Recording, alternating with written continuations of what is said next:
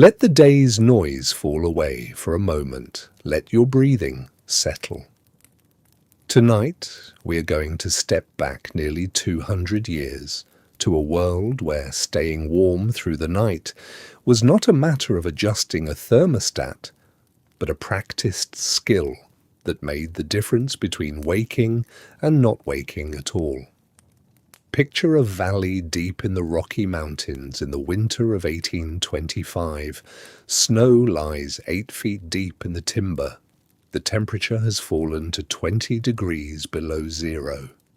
Darkness comes early around 4:30 in the afternoon, and it will last 14 hours. In a small log cabin built tight against the hillside, a man works alone, gathering firewood, banking coals, preparing his bedding. He is a fur trapper, a mountain man, and this cabin, no larger than a modern bedroom, will be his entire world until spring. He has no neighbors, no town within a week's travel, no one coming to check on him. How did men like him survive the long winter nights in such isolation? How did they stay warm when the cold pressed in from every side, and the only heat came from wood they cut themselves? What did their cabins look like, and what did they do in those hours between sunset and dawn? These are not dramatic questions.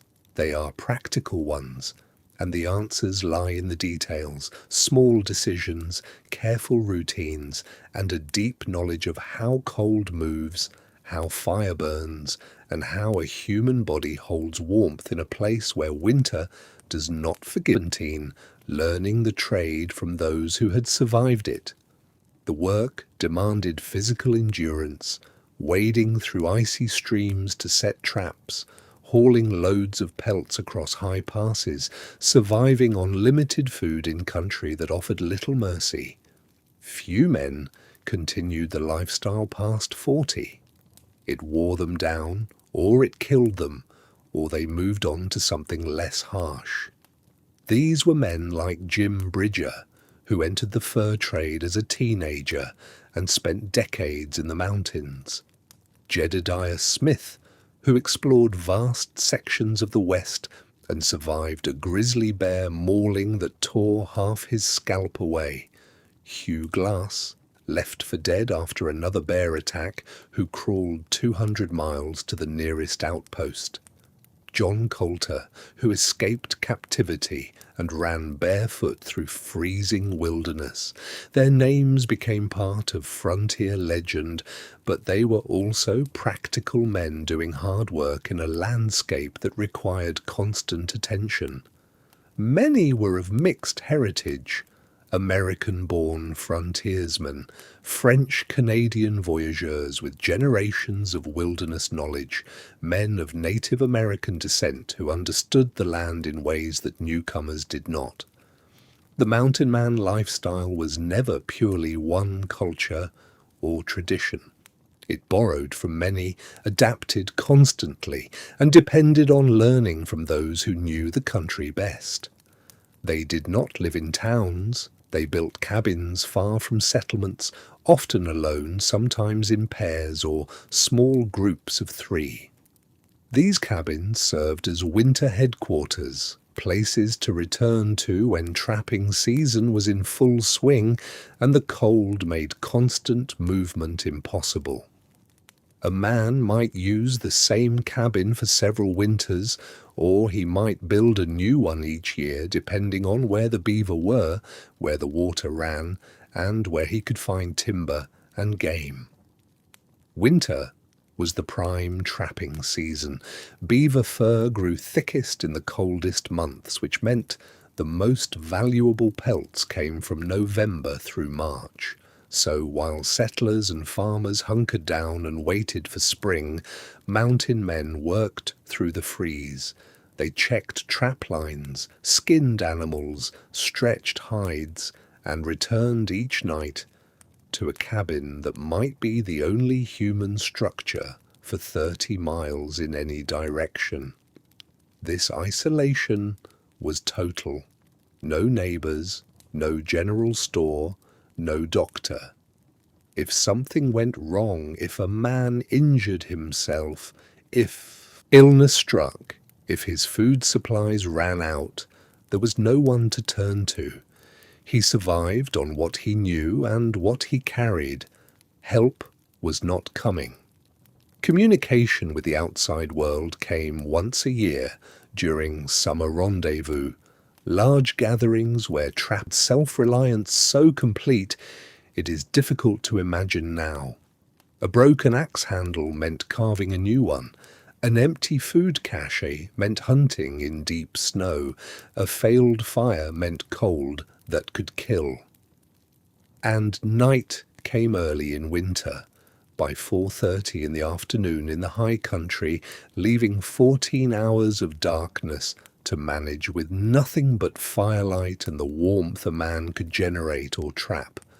This was the world they chose, or at least the world they entered, and then found themselves committed to. Winter in the Rockies was not endured passively. It required preparation, skill, and constant small actions that added up to survival.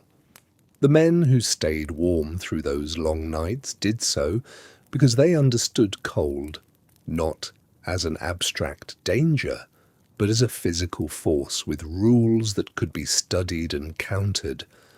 They built their cabins with care. They gathered wood in quantities that seem excessive until you calculate what it takes to keep fire alive for 14 hours. They wore layers, managed moisture, and structured their evenings around the certainty that warmth, once lost, was hard to reclaim. Before we can understand what they did at night, we need to understand where they were doing it. The Rocky Mountain winter was not like winter anywhere most people lived. It was colder, longer, more isolating, and far less forgiving. The Rocky Mountains in winter were a place where temperature, altitude, and isolation combined into something harsher than the sum of those parts. To understand how mountain men stayed warm at night, you first need to understand what cold meant in that landscape. Temperatures regularly dropped to 20 below zero Fahrenheit. In some valleys and during particularly brutal stretches, they fell to 40 below. This was not the temperature in town with buildings breaking the wind and people nearby. This was the temperature in open wilderness at 7,000 or 9,000 feet of elevation, where the air was thinner and the cold sank into the valleys like water pooling in low ground. Wind made it worse. A steady 15-mile-per-hour wind at 20 below zero created conditions equivalent to 50 below. Exposed skin froze in minutes. Lungs burned with each breath. The body lost heat faster than it could generate it unless a person was moving hard or had found shelter and fire. Snow began falling in October, sometimes earlier. By December, accumulation in the mountain valleys often reached 6 feet. In heavy winters, it reached 12. This snow did not melt until April or May. It buried game trails, covered trap lines, and turned simple travel into exhausting work. A man on foot without snowshoes might sink to his waist with every step. Movement became so costly in terms of energy that staying close to the cabin often made more sense than venturing far. The high altitude intensified everything. Most mountain man cabins were built between 6,000 and 10,000 feet elevation. At that height, the body worked harder to do simple tasks. Breathing required more effort. Exertion brought fatigue faster, wounds healed more slowly, and the cold, already severe, felt even more penetrating because the thinner air provided less insulation. Storms arrived suddenly. A clear morning could turn into a whiteout by noon. These blizzards sometimes lasted for days. Visibility dropped to a few feet.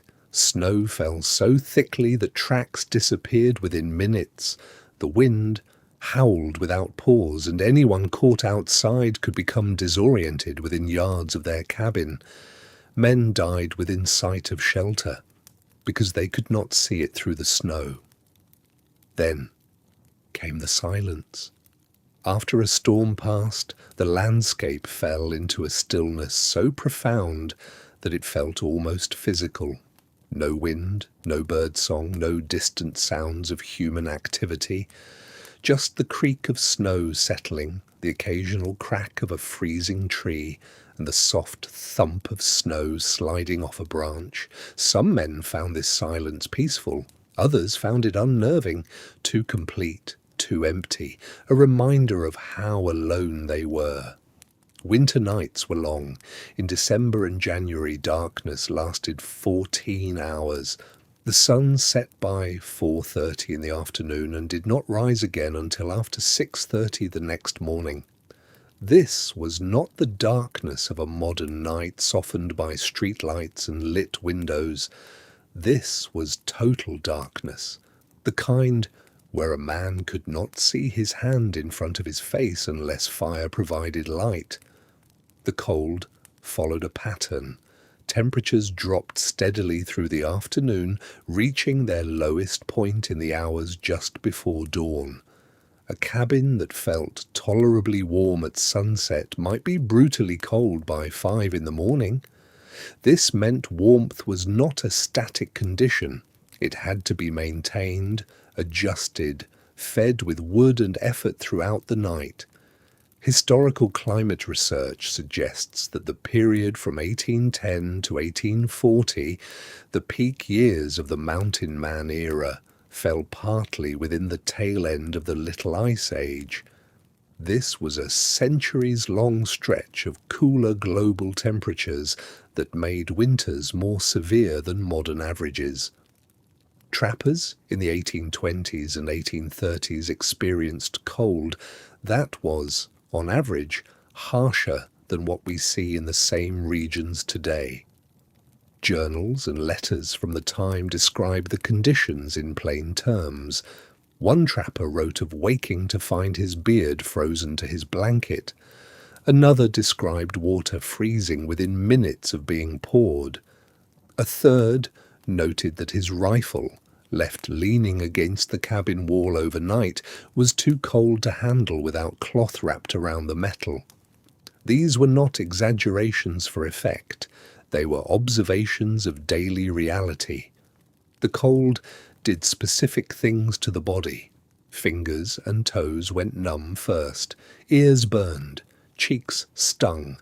Breath froze on beards and collars, forming ice that clung until warmth melted it.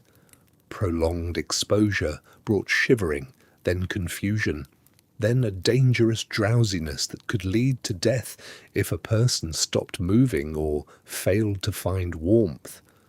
But the mountain men were not caught by surprise. They knew what they were entering.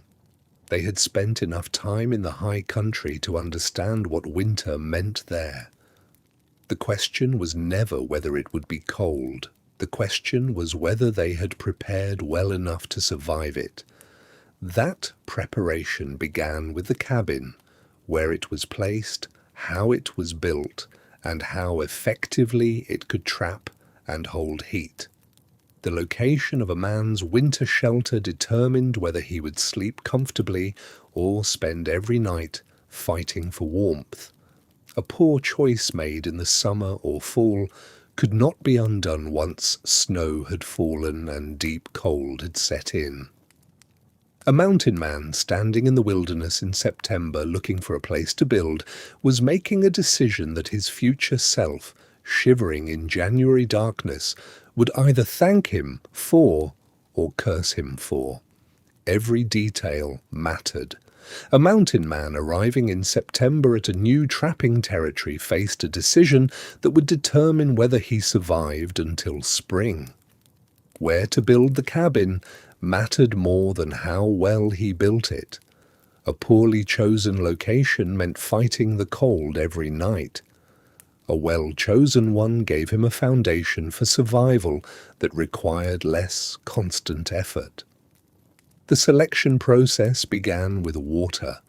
A trapper needed to be near a creek or stream, close enough to reach it daily, but far enough that spring flooding wouldn't threaten the cabin. Water meant drinking, cooking, and washing. It also indicated beaver colonies upstream or downstream, the reason for being in that valley at all.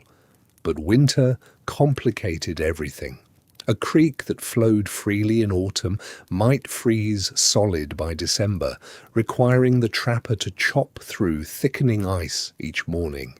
Still, proximity to water wasn't optional. The alternative was melting snow, which worked, but consumed firewood and time. Timber came next. The cabin itself required logs, but that was a one-time need. Firewood was a daily necessity from October through April. A trapper burning wood every night for 6 months would go through cords of it. Hauling logs hundreds of yards through deep snow was exhausting, dangerous work.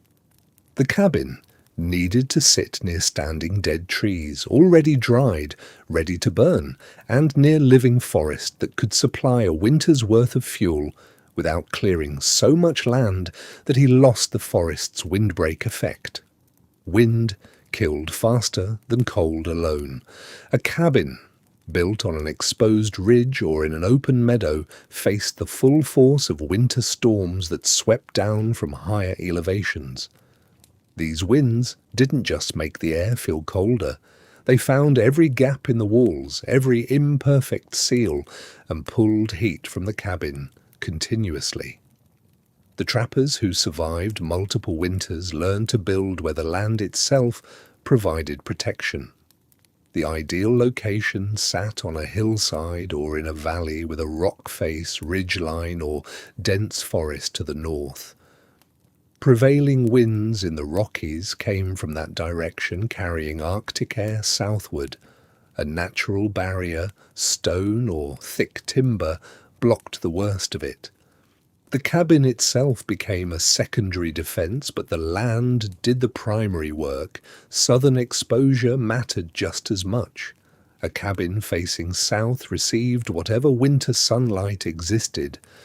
At 8,000 or 9,000 feet elevation, that sunlight was weak and the days were short, but even limited solar warming made a difference. The south-facing wall absorbed heat during the brief daylight hours.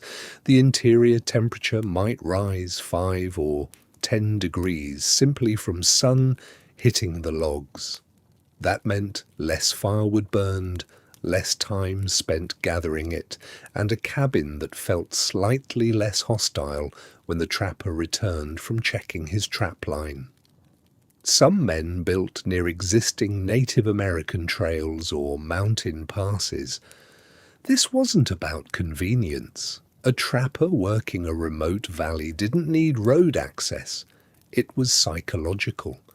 Knowing that the trail existed, that it connected to something beyond the immediate few square miles provided a mental anchor. Winter isolation wore on the mind as much as the body. A trail meant the possibility of human contact, even if that contact never came. The location also needed to be defensible, but not obvious. Relations with different tribes varied.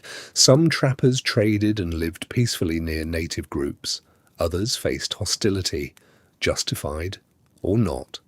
A cabin built in plain view from a ridgeline or open valley could be spotted from miles away. One tucked into a stand of trees or against a hillside blended into the landscape.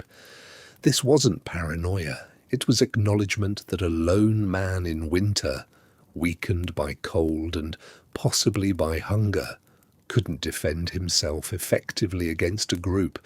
Better to not be found. Water, timber, wind protection, southern light, and terrain that offered concealment. A trapper might spend days walking a valley or drainage, assessing these factors before choosing where to set his foundation logs. The decision once made was final. Moving a half-built cabin because the location proved poor wasn't possible. Neither was abandoning it in January to build elsewhere. Men who chose poorly suffered through the winter. Their cabins were colder, requiring more firewood. They spent more time exposed to weather while gathering that wood. They woke more often at night as wind stripped heat from their shelter. Some survived, others didn't. Bodies were occasionally found in spring, frozen in cabins that should have been adequate, but were positioned where the wind or the distance from resources created a slow accumulation of problems that became fatal. Men who chose well still faced a hard winter, but the land worked with them instead of against them. The cabin stayed warmer with less effort. Firewood lasted longer. The daily tasks of survival took less time, leaving more energy for the actual work of trapping. The difference wasn't comfort. It was the margin between manageable hardship and a struggle that consumed everything. Once the site was chosen, construction began with an understanding that size was the enemy of warmth. A mountain man didn't build a spacious cabin. He built the smallest structure that could hold him, his gear, and a fireplace. 12 feet by 14 feet was common. Some went smaller, 10 by 12. The goal wasn't living space, it was a container for heat. Small cabins had practical advantages beyond warmth. They required less time to build, which mattered when snow could arrive by October. They used less timber, which meant less cutting and hauling. They were easier to chink thoroughly because there were fewer gaps to seal. And critically, they could be heated by a single fire.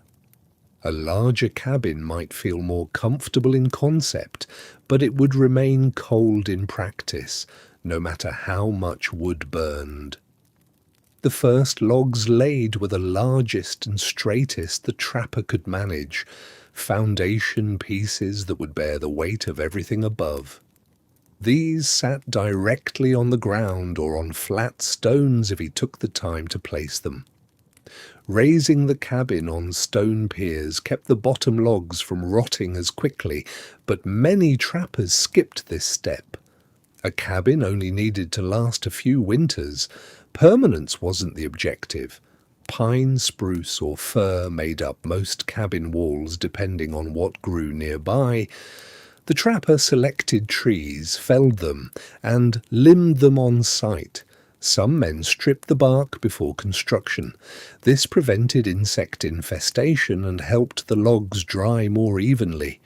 Others left bark on initially, planning to remove it later, or simply accepting that bugs would move in. Speed often trumped ideal practice. Log length determined cabin size. Cutting logs to precise dimensions with an axe and saw took time. Most trappers cut them slightly longer than needed, letting the ends protrude past the corner joints. These protruding ends weren't decorative, they were evidence of efficiency. Cutting them flush served no survival purpose. Corners used a saddle notch or a simple V-notch, locking each log to the one beneath and the one that would sit above. No nails. Nails were expensive, heavy to transport, and unavailable in remote territories anyway. The notches themselves held the structure together. A well-cut notch was tight enough that the log didn't shift, but not so tight that it cracked the wood below. The walls rose in courses, each log stacked on the last. The work required both strength and precision. A single man could lift and position smaller logs alone. Larger ones required leverage, using a ramp of smaller poles or a notched skid log to roll the timber up and into place. Progress was slow. A trapper, working alone, might raise only 4 or 5 courses in a day. As the walls climbed past waist-height gaps between logs became visible, No two logs were perfectly straight or perfectly round. Even tightly fitted, spaces remained. Some narrow enough to see light through, others wide enough to admit wind. These gaps would be chinked later, but the trapper kept them in mind as he worked, sometimes rotating a log to minimize the worst openings. Wall height was deliberate. Most cabins stopped at 6.5 or 7 feet, tall enough for a man to stand, but no taller. Extra height meant more wall surface to lose heat through, more interior space to warm, and more logs to cut and stack. Low ceilings trapped warm air near the floor and sleeping platform. Heat rose, and a low roof meant it didn't rise far before spreading horizontally. The result was a cramped interior, but one that stayed warmer. The roof structure began once the walls reached full height. Lighter poles, 6 to 8 inches in diameter, were laid across the top of the side walls, spaced less than a foot apart. These formed the roof's framework. On top of them went layers of bark, large sheets if available, smaller pieces if not, arranged like shingles to shed water and snow. Pine boughs went on next, then a layer of earth or sod. The entire assembly might be 10 or 12 inches thick when complete. This roof wasn't waterproof by modern standards, but it didn't need to be. Snow was dry, it piled up on the roof through winter, and that snowpack became insulation, cold but still. The earth and bough layers beneath kept wind from blowing through. Meltwater or rain would drip through in spring, but by then the trapper was usually outside more than in. The door opening was cut small, often only 4 feet high and 2 feet wide. A man had to duck and turn slightly to enter. This wasn't an oversight. A small door lost less heat when opened and closed. It was easier to block with a heavy hide or blanket at night. And it was easier to defend if needed, though most trappers hoped that scenario never arrived. Some cabins had a single small window, others had none. A window provided light, but it also provided cold. Glass was impossible to transport into remote mountains. Alternatives included scraped animal hide stretched thin enough to let light through, or oiled paper if the trapper had carried it in. Many chose darkness over cold and left the walls solid except for the door. The fireplace was built into one wall, usually the north wall, so the main living space faced south. Stone was best for this, if flat pieces could be found nearby. Clay mixed with sand and gravel also worked, though it cracked more easily. The firebox was wide enough to fit logs 2 or 3 feet long and deep enough that coals could build up over weeks of burning. The chimney rose inside the wall, then exited through the roof. Its construction required patience. A chimney that drew poorly filled the cabin with smoke. One that drew too well pulled heat straight out of the structure. When the last log was set and the roof sealed, the cabin was still unfinished. Gaps between every log needed chinking, the door needed hinges or a leather strap system, the interior needed a sleeping platform, storage, and the constant adjustments that turned a structure into a shelter. But the walls were up. The roof kept weather out. The fireplace was ready to burn. The frame of winter survival stood complete. A log cabin in the wilderness was never truly finished. It stood, yes. It provided walls and a roof. But between each horizontal log lay a gap, sometimes narrow, sometimes the width of 2 fingers, and through those gaps the winter wind would find its way. Cold air moved through cracks with surprising force. It found every unsealed space. A cabin with gaps was only slightly warmer than standing outside with a windbreak. The difference between a survivable winter and a deadly one often came down to how well a man sealed the spaces between his logs. The work was called chinking. It meant filling every gap, every crack, every space where two logs didn't meet perfectly flush. The logs themselves were solid, hand-cut pine or spruce, often as thick as a man's torso, but wood was never uniform. Trees grew with irregularities. One log might have a curve, another might taper slightly along its length. Where they stacked, they left voids. Chinking happened in stages. The exterior gaps were addressed first, usually in autumn, before the first snows. A man worked his way around the cabin, studying each seam, determining what it needed. Some gaps were tight enough that moss alone would suffice. Others required more. Moss was gathered from the forest floor in late summer. It grew thick on the north sides of trees and in damp hollows where sunlight barely reached. A trapper would collect it in armfuls, bringing back as much as he could carry. It was surprisingly effective, dense, fibrous, and when pressed tightly into a gap, it created a barrier against wind. Moss alone was rarely enough. It needed something to hold it in place and seal around it. Mud became the binder. Not just any mud, it needed clay content to dry hard and hold through freeze-thaw cycles. A man would dig clay-rich soil from a creek bank or a hillside seep, mix it with water until it reached a thick, workable consistency, and pack it around the moss. The process was methodical. Press moss into the gap first, then apply mud over it, forcing it into every remaining space. Smooth the surface so water would run off, rather than pooling and freezing. Some men improved the mixture. Animal hair, gathered from buffalo hides during skinning or saved from deer and elk, could be mixed into the mud.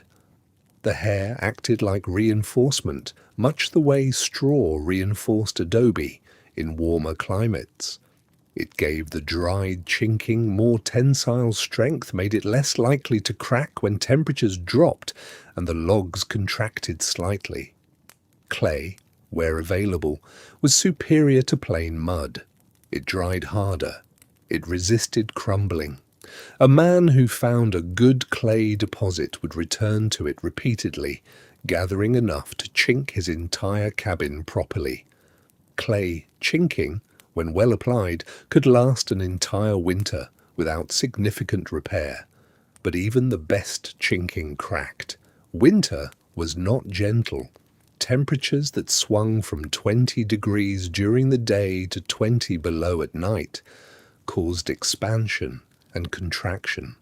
The logs moved, barely perceptibly, but enough. A hairline crack would appear in the chinking, then another.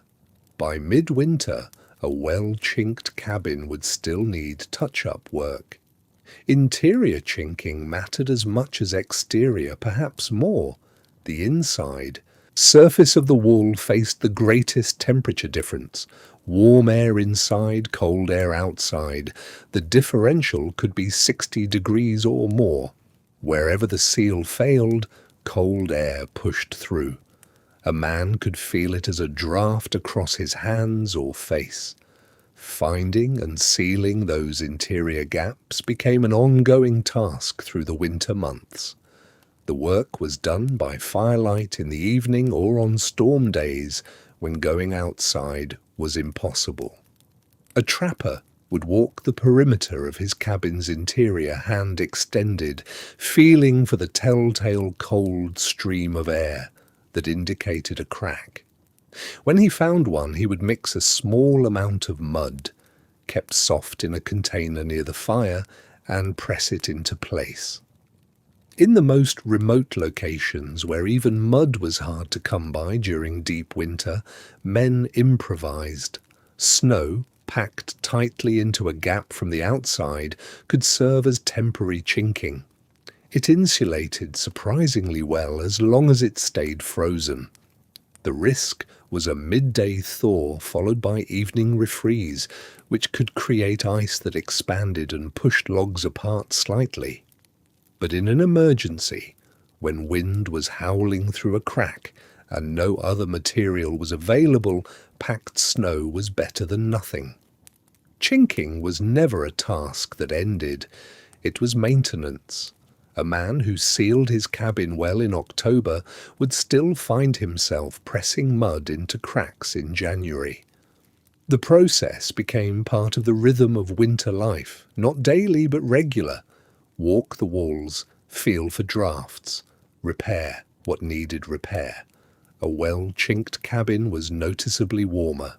The difference was not dramatic in absolute terms, but dramatic in terms of survival. Instead of frigid air constantly moving through the space, the air became still. Stillness allowed the fire's heat to accumulate rather than being immediately carried away. The cabin wouldn't be warm by modern standards, but it would be warm enough. 40 degrees instead of 20, 50 near the fire instead of 30. Those degrees mattered. The best trappers took pride in tight chinking. It was a mark of craft, of care, of understanding that survival in the mountains was built on small details done well. A man could have the thickest walls and the largest fireplace, but if he left gaps unsealed, he would wake shivering in the middle of the night, feeding the fire more often, burning through his woodpile faster, and feeling the cold in his bones. Sealing every gap was not glamorous work. It was repetitive, time-consuming, and had to be done while crouched or kneeling for hours. But it was absolutely necessary. The materials were simple: moss, mud, clay, animal hair, elements gathered from the immediate surroundings. The technique was straightforward: pack tightly, seal completely, check regularly. What made the difference was the understanding that this work mattered as much as any other aspect of winter preparation. The trappers who survived decades in the mountains understood that. The ones who didn't sometimes learned too late or not at all.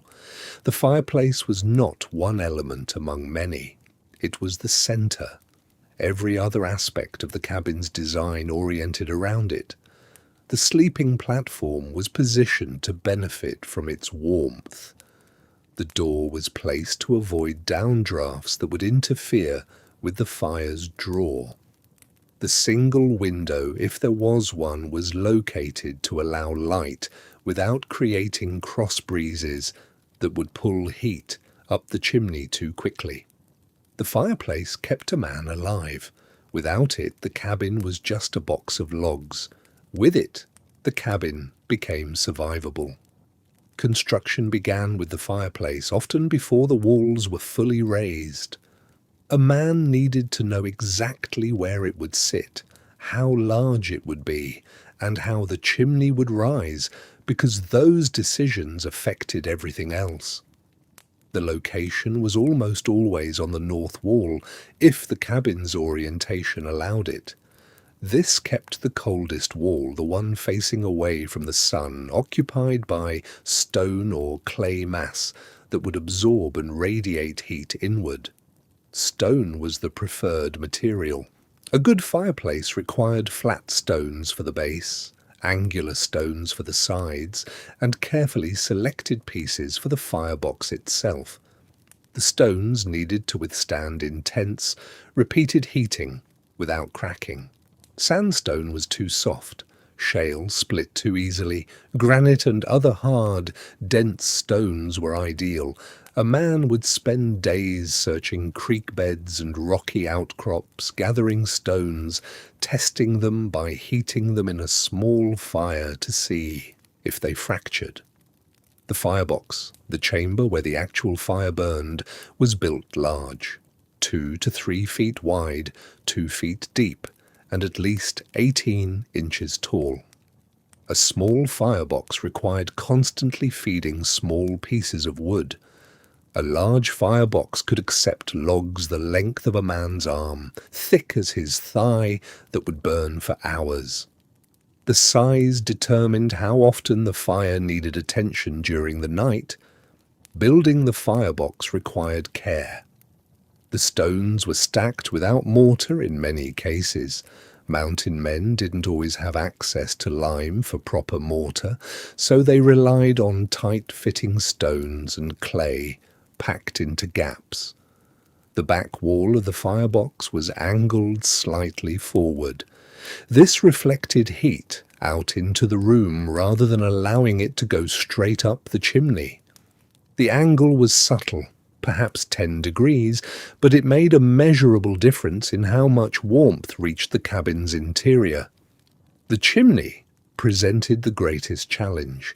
It needed to draw, to pull smoke upward and out, creating a draft that fed air into the fire.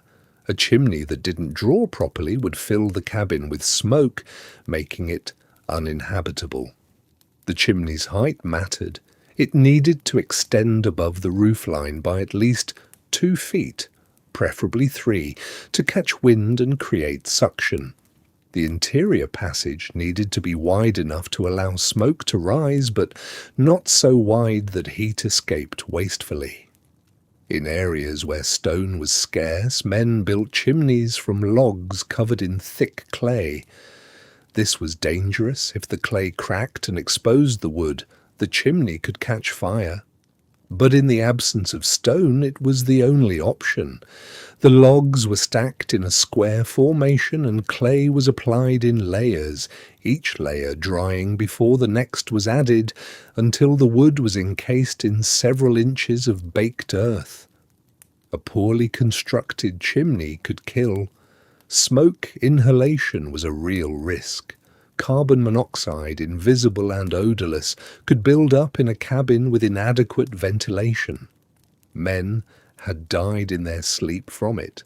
The trappers who survived learned to test the draw before relying on a fireplace for an entire winter. They would build a small fire and watch the smoke. If it rose cleanly and exited without filling the cabin, the chimney worked. If smoke lingered or pooled along the ceiling, something was wrong. The chimney was too short, the passage was blocked, or the design was flawed. Once the fireplace was built and proven functional, it became the reference point for everything. The area directly in front of it was the warmest zone in the cabin. This was where a man sat to work on equipment, where he cooked, where he dried wet clothing. A log or stump often served as a seat, positioned close enough to feel the heat, but far enough to avoid sparks. Some trappers built a reflector, a wall of stacked stone opposite the fireplace, several feet away. This wall absorbed radiant heat and threw it back toward the center of the room, creating a warm pocket between the fireplace and the reflector. Not every cabin had one, but those that did were noticeably warmer in the core living space. Fire management was constant. A fire was started in the morning and maintained until bedtime. The flame varied in intensity depending on need: high flames for cooking, lower, steadier flames for ambient heat. The fire was never allowed to die completely during waking hours. Relighting it was time-consuming and wasted resources. Instead, it was fed incrementally. A piece of wood added when the flames began to diminish. The type of wood mattered. Softwoods like pine and spruce burned hot and fast, useful for cooking or quickly warming a cold cabin. Hardwoods like oak or ash, when available, burned slower and produced long-lasting coals. A mix was ideal. Start with softwood for immediate heat, then add hardwood to sustain it. At night, the fire was banked. This meant building it up with the largest logs available, pieces too big to catch fire quickly, and arranging them so they would burn slowly from one end. Coals were raked around the base of these logs. The goal was for the fire to smoulder through the night, maintaining coals that could be revived in the morning without needing to start from scratch. But banking was imperfect. A fire banked at 8 in the evening might hold coals until 2 in the morning, sometimes later, sometimes not. Temperature, wood moisture, the specific type of wood, the size of the logs, all of it affected how long the coals lasted. Many nights a trapper woke in darkness to add wood. This was expected. It was part of the rhythm. The cold would wake him, or the dimming glow of the coals, and he would rise, add a log, and return to his furs. If the fire went out completely during a bitter cold night, relighting it was difficult. Hands stiffened in the cold. Kindling had to be carefully arranged. Flint and steel required dry tinder and steady hands. Some men kept a small ember in a covered clay pot, insulated with ash as a backup. The ember could survive for hours and be blown back to flame more easily than starting fresh. The fireplace demanded respect. It provided everything, but it also consumed constantly. Wood, attention, time. A man who let his fire die carelessly, or who failed to gather sufficient wood before a storm, paid for that lapse with cold and difficulty. The fireplace was both servant and master. It kept the cabin livable, but only if the man kept it fed. The work of staying warm began long before the sun dropped behind the peaks. It began in late afternoon, when light still held, when a man could still see the woodpile and judge what remained. Firewood was not gathered casually. It was gathered with intention, with an understanding that what came inside now would determine the quality of the night ahead. A mountain man learned to read his supply. He learned what a night required. On a still evening when temperatures might drop to 10 below, he needed one amount. On a night when wind screamed through the valley and the cold pushed past 20 below, he needed more. Experience taught estimation, a glance at the sky, a feel of the wind, a memory of how the last cold night had burned through the pile. He stepped outside in mid-afternoon while daylight remained strong. The woodpile stood near the cabin, within easy reach, but far enough that falling snow would not bury the entrance. Some men kept their wood under a rough shelter of bark and poles. Others simply stacked it high and let the top layers take the snow, while the lower rows stayed dry enough. The wood itself mattered. He did not grab randomly, he selected with purpose. Small pieces first. Kindling. Thin splits the width of a wrist, dry and quick to catch. These would start the evening fire or restart it if it burned too low in the night. He gathered an armful of these, pieces no longer than his forearm, and carried them inside to stack near the hearth. Then medium logs, arm-thick sections of pine or spruce, split cleanly, their surfaces still showing the marks of the axe. These burned steadily once lit, neither too fast nor too slow. They gave sustained heat for hours, the kind of heat that filled the small cabin and soaked into the log walls. He carried these inside in several trips, stacking them within reach of where he would sit, where he would sleep, where he could feed the fire without fully leaving his bedding. Finally, the backlogs. Heavy sections, sometimes unsplit rounds if they were dry enough, as thick as a man's thigh, or larger. These were the insurance. A backlog placed at the rear of a fire would burn slowly through the night, holding coals for 6 or 8 hours. It was the difference between waking to warmth and waking to cold darkness. He chose one or two of these carefully, hefted them inside, positioned them where they would be easy to roll into place when the time came. Each type of wood served a different need. Each had a role in the architecture of an all-night fire. The wood needed to be dry. Wet wood, even slightly damp wood, burned poorly. It smoked. It hissed. It consumed heat rather than producing it. Wood brought in with snows on it was stacked near the fire first, allowed to dry for an hour or more before being used. The heat of the existing fire drew moisture out. Steam rose from damp bark. The wood lightened as water left it. A man learned which trees burned best. Pine and spruce lit easily and burned hot, but fast. Fir burned cleaner, with less smoke. Aspen, if available, burned quickly and was good for cooking but poor for overnight heat.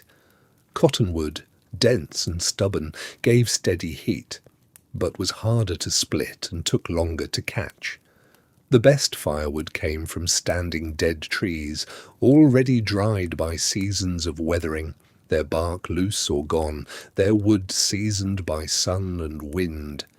He had cut most of his winter supply in autumn, felled trees, limbed them, sectioned the trunks into manageable lengths, split what needed splitting, and stacked it all to continue drying. But through winter, the work continued. Dead branches could be harvested. Fallen timber, if found and accessible, could be dragged back and processed. A mountain man was never truly finished with firewood. He was only ever maintaining a supply. Inside the cabin now, the wood stood ready, kindling in a pile near the hearth, medium split stacked against the wall within arm's reach. The heavy backlog resting on the floor where it could be rolled into the fire when the evening meal was done and the serious cold of night arrived. This was the currency of winter, not pelts, not supplies, not even food. Wood. Enough wood meant warmth, enough wood meant sleep, enough wood meant waking alive when dawn returned. Running short was dangerous.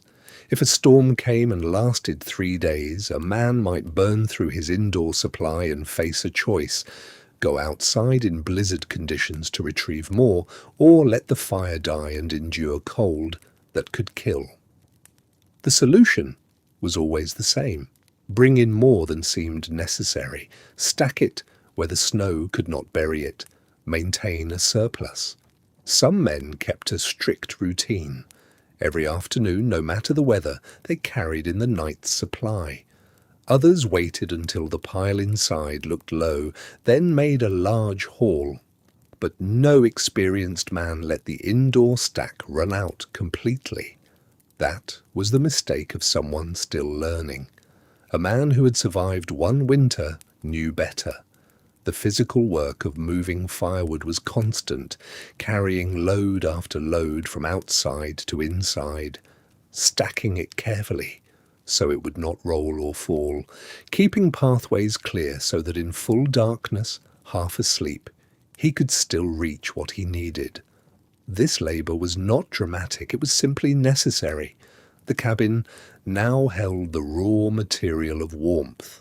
The wood waited, potential energy stored in cellulose and lignin waiting for flame to release it. The man had done his part. He had gathered, hauled, stacked, and prepared. The rest would depend on how well he built the fire, how carefully he fed it, and whether he woke when the cold required it. Outside, the light was fading. The temperature would drop with the sun. Inside, the wood stood ready. Building a fire that would last through a winter night was not a matter of piling on logs and hoping.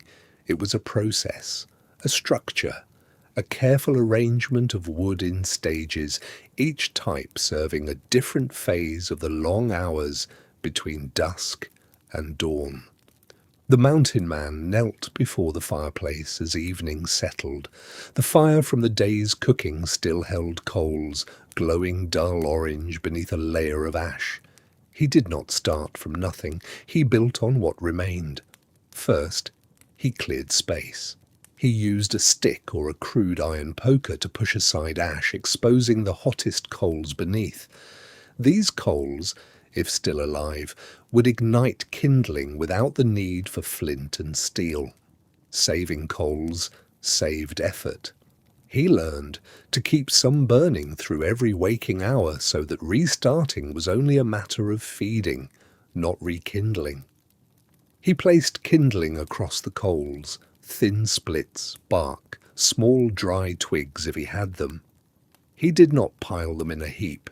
He laid them loosely, allowing air to flow between the pieces. Fire needed air as much as it needed fuel.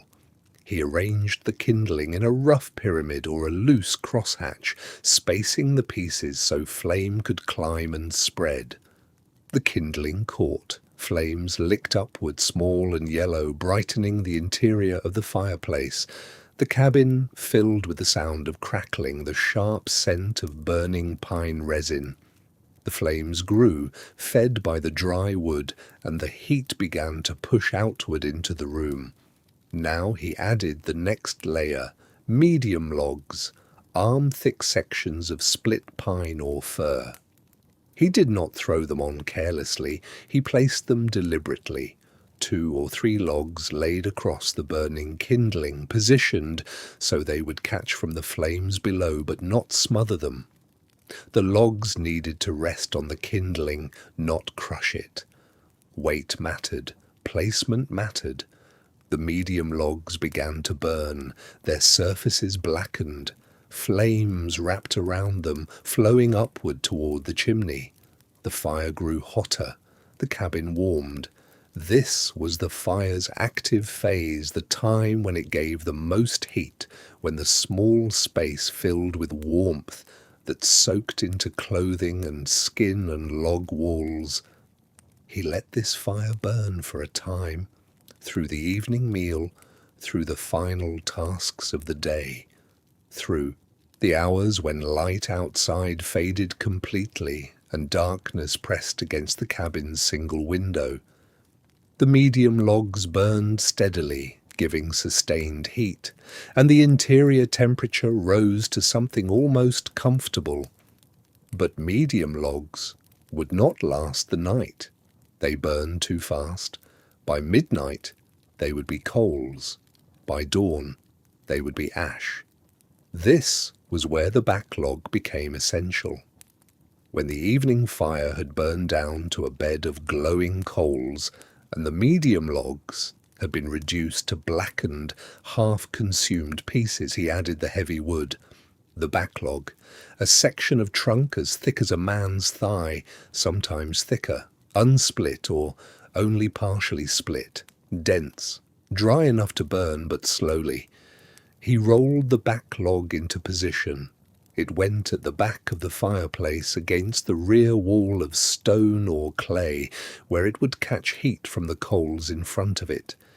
He did not expect it to burst into flame. It would not. It would smoulder.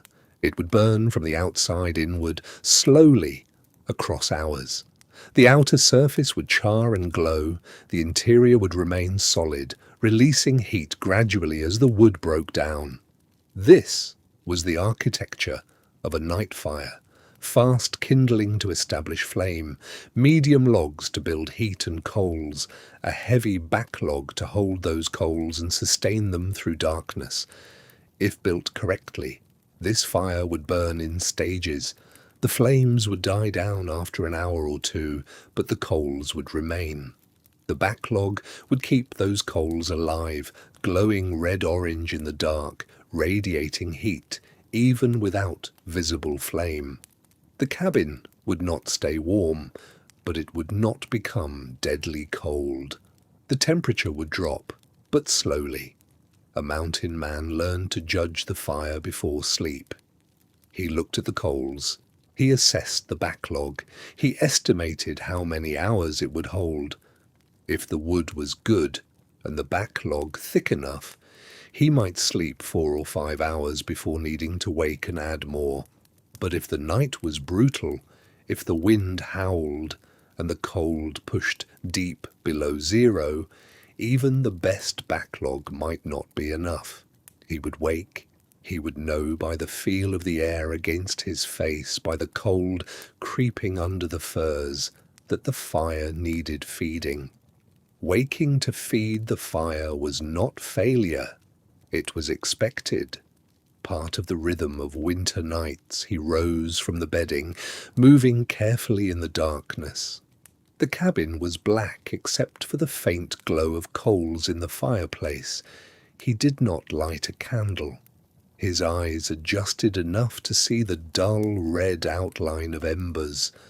He reached for wood, stacked nearby, found a medium log by touch and placed it onto the coals. The log rested on the glowing bed. For a moment, nothing.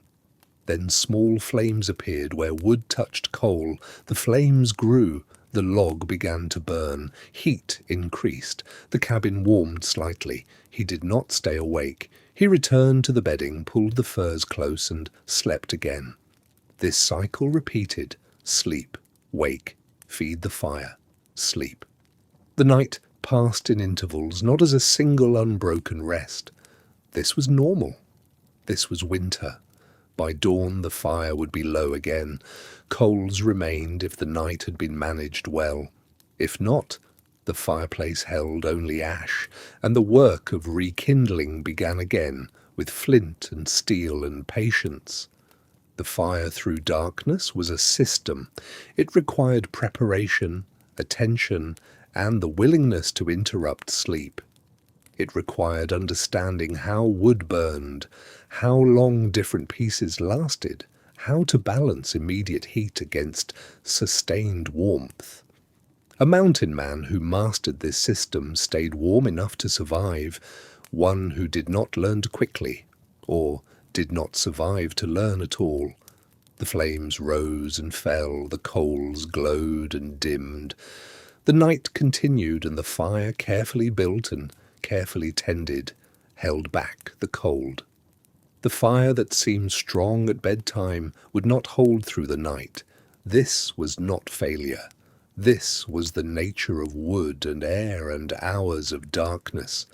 A mountain man built his evening fire with care, stacking logs in a pattern meant to burn slowly, and it would carry heat through the first part of the night.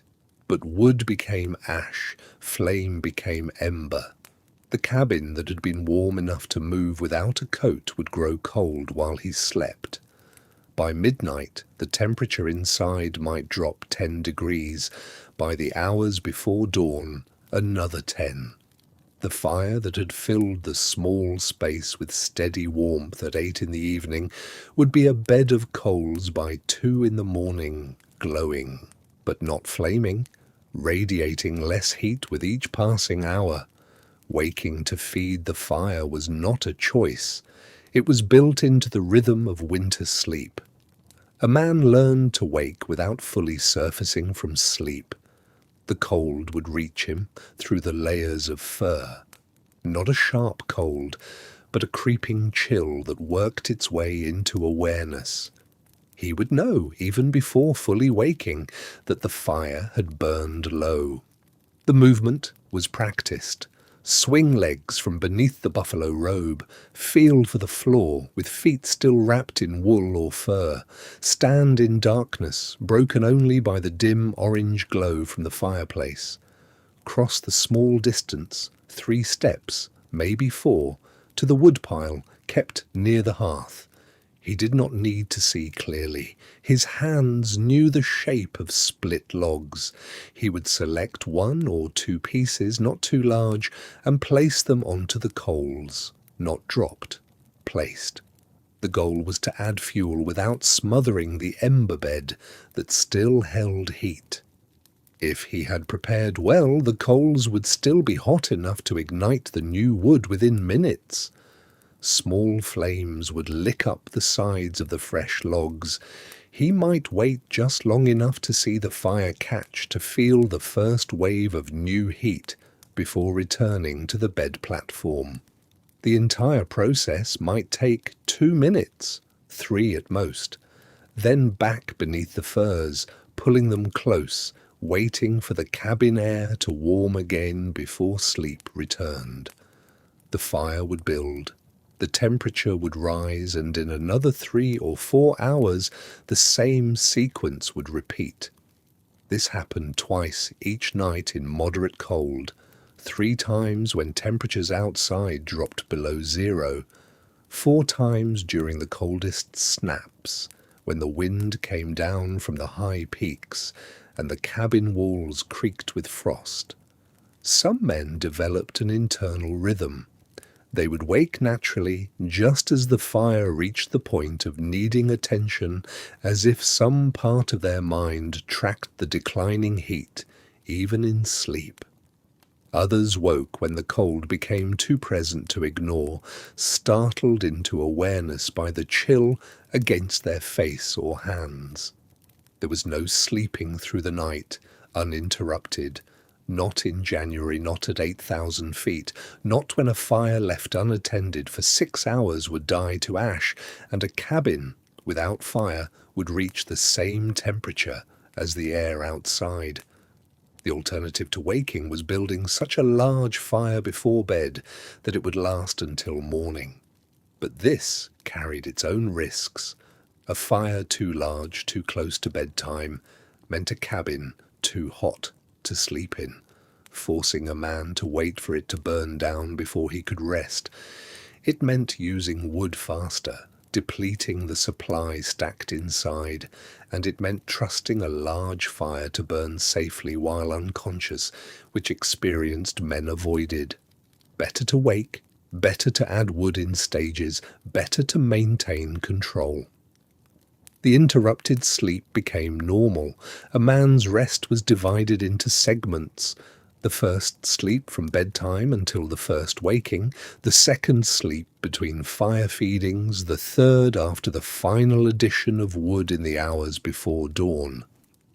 It was not the deep, unbroken rest of summer nights. It was winter sleep, and it came in pieces. Some men prepared the firewood for night feeding with extra care. They would split pieces to a specific size, easy to grab and place in darkness. They would stack these night logs within arm's reach of the bed, so the walk across cold floor could be shortened. They would position the stack so their hands found it immediately, without searching. This preparation happened in the last hour of daylight, part of the evening routine that determined how the night would unfold. The wood selected for overnight burning was usually a denser hardwood if available, oak or maple brought from lower elevations, or well-seasoned pine that would burn slower than green wood. The goal was steady, lasting heat rather than quick, hot flame. A log the thickness of a man's thigh could burn for 2 hours if placed correctly on a bed of coals. In the darkest part of winter, when nights stretched to 14 hours, a man might wake 4 times between lying down and rising. Each waking was brief, but the cumulative interruption meant that winter sleep was lighter, more alert to temperature and sound than the heavier sleep of warmer months. There were men who spoke of learning to add wood without fully waking, moving through the task in a state between sleep and consciousness, returning to bed with almost no memory of having risen. The body learned the pattern, the movements became automatic, but there were also nights when sleep would not return after feeding the fire. A man would lie beneath furs, listening to the new logs catch and burn, feeling the air warm around him, but unable to slip back into rest. On those nights he might rise again and sit near the fire, wrapped in a blanket, watching the flames and waiting for drowsiness to return. The night Feeding of fire was the price of warmth. Every mountain man who spent winter alone paid it. The floor of a mountain cabin was earth, packed dirt, sometimes frozen solid for months, always cold. A man did not sleep on it. Cold air settled low. This was observable fact. The warmest air in a small cabin rose toward the low ceiling and gathered in the upper portions of the single room. The coldest air sank to the floor and stayed there, heavy and still. On the coldest nights, the difference in temperature between floor level and 3 feet above it could be 10 degrees or more. A bed built at floor level meant sleeping in the coldest layer of air, in the cabin. A bed raised even slightly meant sleeping in warmer air. The difference mattered. Most mountain men constructed a simple sleeping platform from logs or poles. The design was basic, a rectangular frame built against one wall, elevated on supports that raised the sleeping surface 12 to 18 inches above the ground. The frame itself was made from smaller timber, thinner than the logs used for cabin walls, but still substantial. 4 corner posts, each driven into the ground or wedged against the wall, supported 2 long side rails. Crosspieces laid perpendicular to these rails created the base that would hold the bedding materials. No nails. The construction used notches, lashing with rawhide strips, or simple placement where gravity and weight held pieces together. The platform did not need to be movable. It would stay in place through the entire winter. The location of the bed within the cabin was chosen with purpose, far enough from the door to avoid drafts when it opened, positioned to receive heat from the fireplace without being so close that sparks posed danger, usually built against the back wall or a side wall, using the cabin structure itself as part of the frame. Some men built the platform slightly longer than their own height and wider than their shoulders, giving space to shift position during sleep. Others built it more compact, conserving materials and creating a smaller area to keep warm with body heat and furs. The space beneath the platform became storage. It was dim, protected, and more temperate than the open floor. Men stored extra supplies there, sacks of dried goods, additional furs, tools not in regular use, anything that needed to be kept off the frozen ground. The stored materials also provided additional insulation, blocking some of the cold rising from the earth below. Once the platform frame was complete, the sleeping surface itself required construction. The crosspieces alone, bare poles or split logs, would not provide comfort or warmth. They needed layering. The first layer was often pine boughs. If a man built or moved into his cabin in autumn, before heavy snow, he could gather fresh boughs from nearby evergreens. These were laid across the platform in overlapping rows, needles facing up, creating a springy mat several inches thick. Pine boughs compressed under weight but retained some give, preventing the hardness of wood from pressing directly against a sleeping body. They also held air in the spaces between branches and needles. That trapped air provided insulation, a buffer between the sleeper and the cold logs beneath. The boughs had to be gathered in quantity, enough to cover the full platform in a layer thick enough to matter. A man might spend half a day cutting and hauling boughs, making multiple trips between cabin and forest until he had sufficient material. If pine was not available, dried grasses served the same purpose. Meadow grass cut in late summer and dried, then bundled and stored, could be spread across the platform to create a similar insulating layer. It compressed more than pine boughs and needed more frequent replacement, but it was easier to gather in large quantities in certain locations. Some men used both, a base layer of grass with pine boughs on top, combining the insulation of dried vegetation with the slight springiness of evergreen branches. Over the course of a winter, this bottom layer would compress, break down, and lose effectiveness. A man might refresh it in midwinter if conditions allowed him to venture out and gather more material. If not, he would make do with what remained, adding extra furs to compensate for the degraded bedding.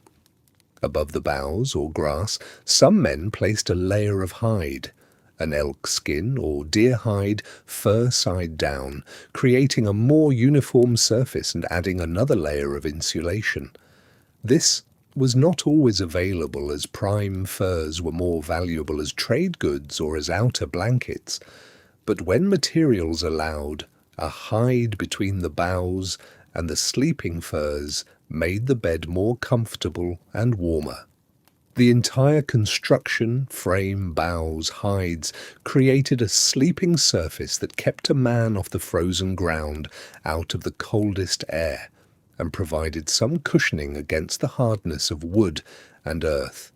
It was not soft, but soft was not the goal. Warm was the goal. Survivable was the goal. The platform became a defined place in the small cabin, the location where rest happened, where furs were piled during the day when not in use, where a man retreated when cold or exhaustion made activity impossible. In cabins occupied by two men, sometimes two platforms were built along opposite walls. In cabins shared temporarily by larger groups, men might sleep side by side on a wider platform, sharing body heat as well as furs. But for the solitary mountain man, the single raised bed became the other center of the cabin's geography, opposite the fireplace. Fire and bed. Heat source and sleeping place. The 2 points around which winter life rotated. The bed frame was built. The sleeping platform stood 18 inches above the floor, solid and bare. Between that plank surface and a sleeping man, there needed to be something. Layers that would prevent body heat from draining directly into cold wood, materials that would cushion and insulate through the long hours of darkness. Before the first heavy snow, while the ground was still accessible and movement through the forest remained practical, a mountain man gathered pine boughs. He cut them from lower branches of fir and spruce trees, selecting growth that was still pliable, not brittle with age. An armload at a time, he brought them back to the cabin. They smelled sharp and clean. The resin left his hands sticky. These boughs were laid across the sleeping platform in overlapping layers, creating a surface that had some give to it, some spring. Not soft, exactly, but not the unforgiving hardness of wood planks. The needles and small branches compressed under weight, forming a kind of mattress that held a thin layer of air within its structure. Air that, once warmed by body heat, stayed relatively still and provided a small buffer against the cold rising from below. The bough layer was typically 4 to 6 inches thick when first laid down. Over weeks of use it compressed further. The needles dried and became brittle. Some fell away. The springiness faded. After a month or two, depending on how much the bed was used, the layer needed attention. If weather permitted and snow depth was manageable, a man might venture out to cut fresh boughs and refresh the bedding. If not, he slept on what remained, accepting the gradual flattening, the slow reduction of that cushioning layer. In some cases, dried grass was used instead of pine boughs or in combination with them. This required preparation in late summer or early autumn. A man would cut tall grass from meadows near his cabin site, gather it in bundles, and spread it in the sun to dry completely. Moisture in the grass would mould and rot. Dry grass, though, could be stored and used. It was laid across the bed platform in thick piles compressed by weight into a reasonably dense mat. It provided insulation, it offered some softness, and it could be turned or rearranged periodically to redistribute wear. The grass mat had one advantage over pine boughs: it could be gathered in quantity and stored inside the cabin before winter began. A corner might hold a reserve supply, loose grass piled and ready to add to the bedding as needed. But it also had a disadvantage. Grass was more prone to absorbing moisture from the air, from breath, from the dampness that sometimes accumulated in small enclosed spaces. Damp grass lost its insulating quality. It became a cold, uncomfortable surface, so it required occasional fluffing, occasional airing near the fire, occasional replacement. The choice between pine boughs and grass was partly practical, partly a matter of local availability. In heavily forested areas at elevation, boughs were abundant. In valley locations near meadows, grass was easier to gather. Some men used both, a base of grass with a top layer of boughs, combining the cushioning of dried stalks with the aromatic resilience of evergreen branches. Either way, this layer was not decorative. It was not about comfort in the way we think of mattresses. It was about survival. It created separation between a man's body and the frozen wood beneath. It trapped air. It reduced the conductive loss of heat. And, though it required maintenance and periodic replacement, it was renewable. A man alone in winter could replenish his bedding from the surrounding forest, if conditions allowed, if he had the energy, if the snow wasn't too deep. The space beneath the bed platform, that 18-inch gap between the sleeping surface and the floor, served another purpose entirely. It became storage. Small barrels of flour or cornmeal, bundles of traps, extra furs not currently in use, sacks of dried meat or beans. Anything that needed to be kept off the frozen ground, protected from the creeping cold that settled at floor level, found a place beneath the bed. This wasn't wasted space. In a cabin, 12 feet by 14 feet, every cubic foot mattered. The sleeping platform did double duty: a place to rest above the cold, and a shelf beneath which essential supplies could be tucked away. It kept the cabin's limited floor area clearer for movement, for the fireplace, for the small tasks of daily life.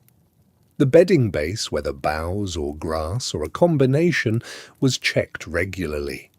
A man would run his hand across it, feeling for thin spots, for areas that had compressed too much. He would shift materials from thicker sections to thinner ones. He would add fresh layers when possible. The bedding was not static. It was maintained, adjusted, managed through the season.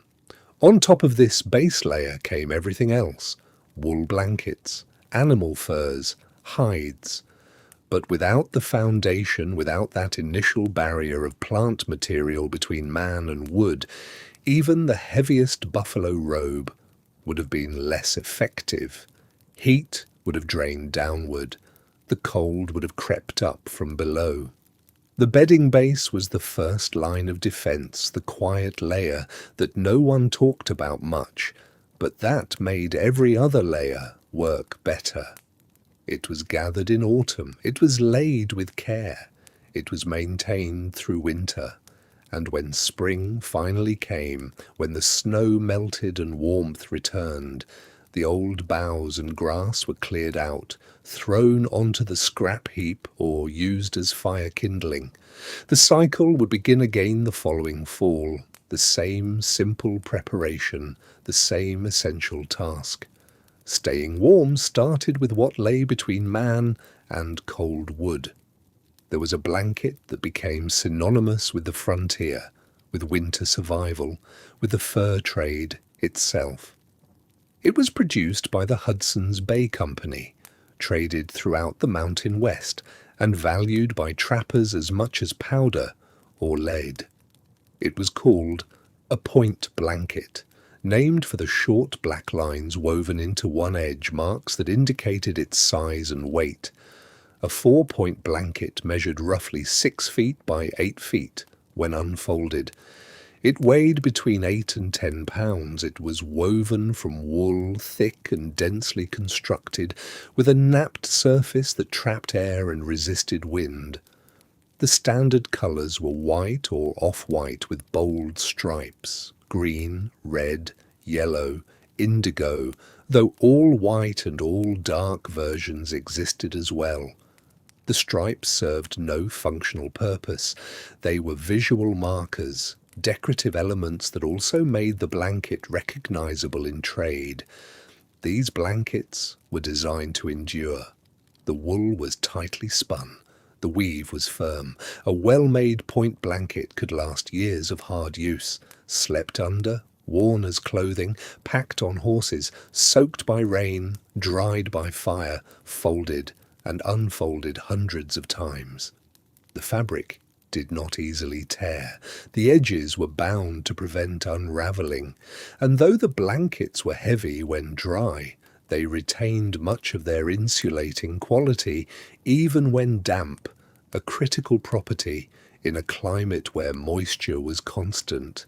For a mountain man spending winter in a remote cabin, a wool blanket was often his primary piece of bedding.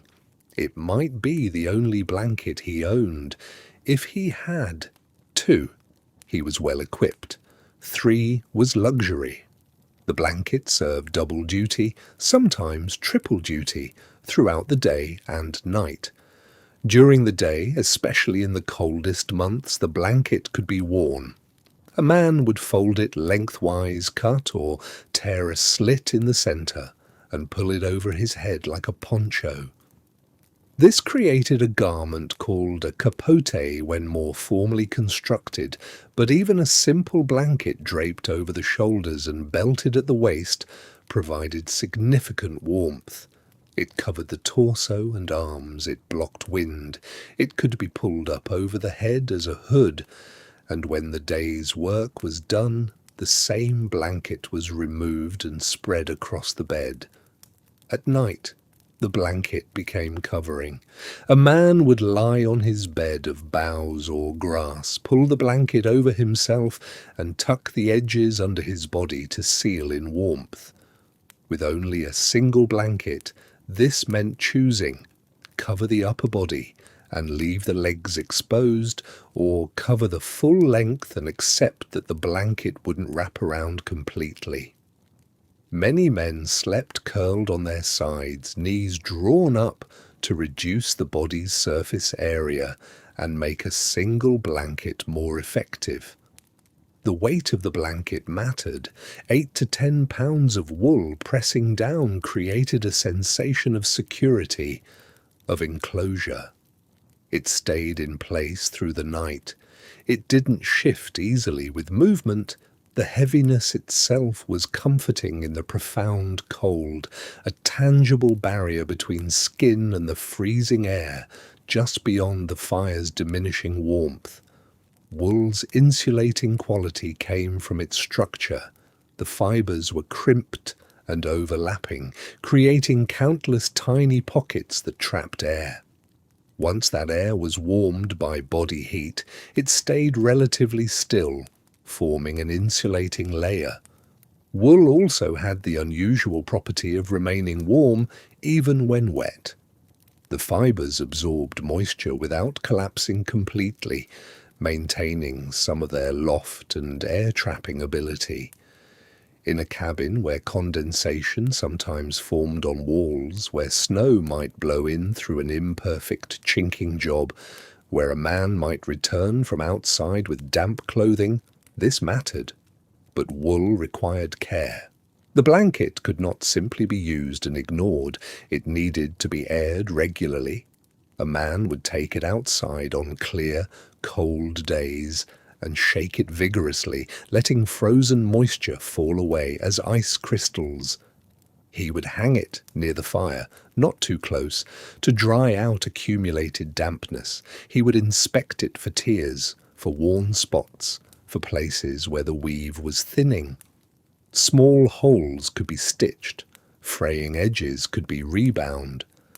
A blanket carefully maintained could last 5 years or more of constant use. The point system marked on the blanket's edge indicated size in a standardized way across the fur trade network. 1 point roughly equaled 1 foot in width. When the blanket was folded in half, lengthwise, the standard way it was displayed and traded. A 4-point blanket, the most common size for individual use, was large enough to cover a man completely if used with care. A 3-point blanket was smaller, suitable for a younger person or for use as a secondary layer. Larger sizes existed, 5-point, 6-point, but these were heavier, more expensive, and often used by families or in lodges rather than by solitary trappers. The cost of such a blanket in trade terms was significant. In the 1820s and 1830s, a 4-point blanket might be worth 10 to 15 beaver pelts, depending on season and location. That represented weeks of trapping, significant labour, considerable risk. A man did not casually trade for a second blanket if his first was still serviceable, and if a blanket was lost, burned by falling too close to fire, stolen, ruined by some accident, replacing it meant hard work and sacrifice. When a trapper slept under his wool blanket on a bed of pine boughs with animal furs layered over or under it, depending on the night's temperature, he was using one of the most reliable pieces of technology available to him. It was not complicated.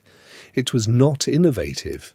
But it was effective, durable, and proven across decades of use in conditions that destroyed lesser materials. The blanket's weight pressed down, the wool held warmth, and through the long darkness it remained constant, heavy, familiar.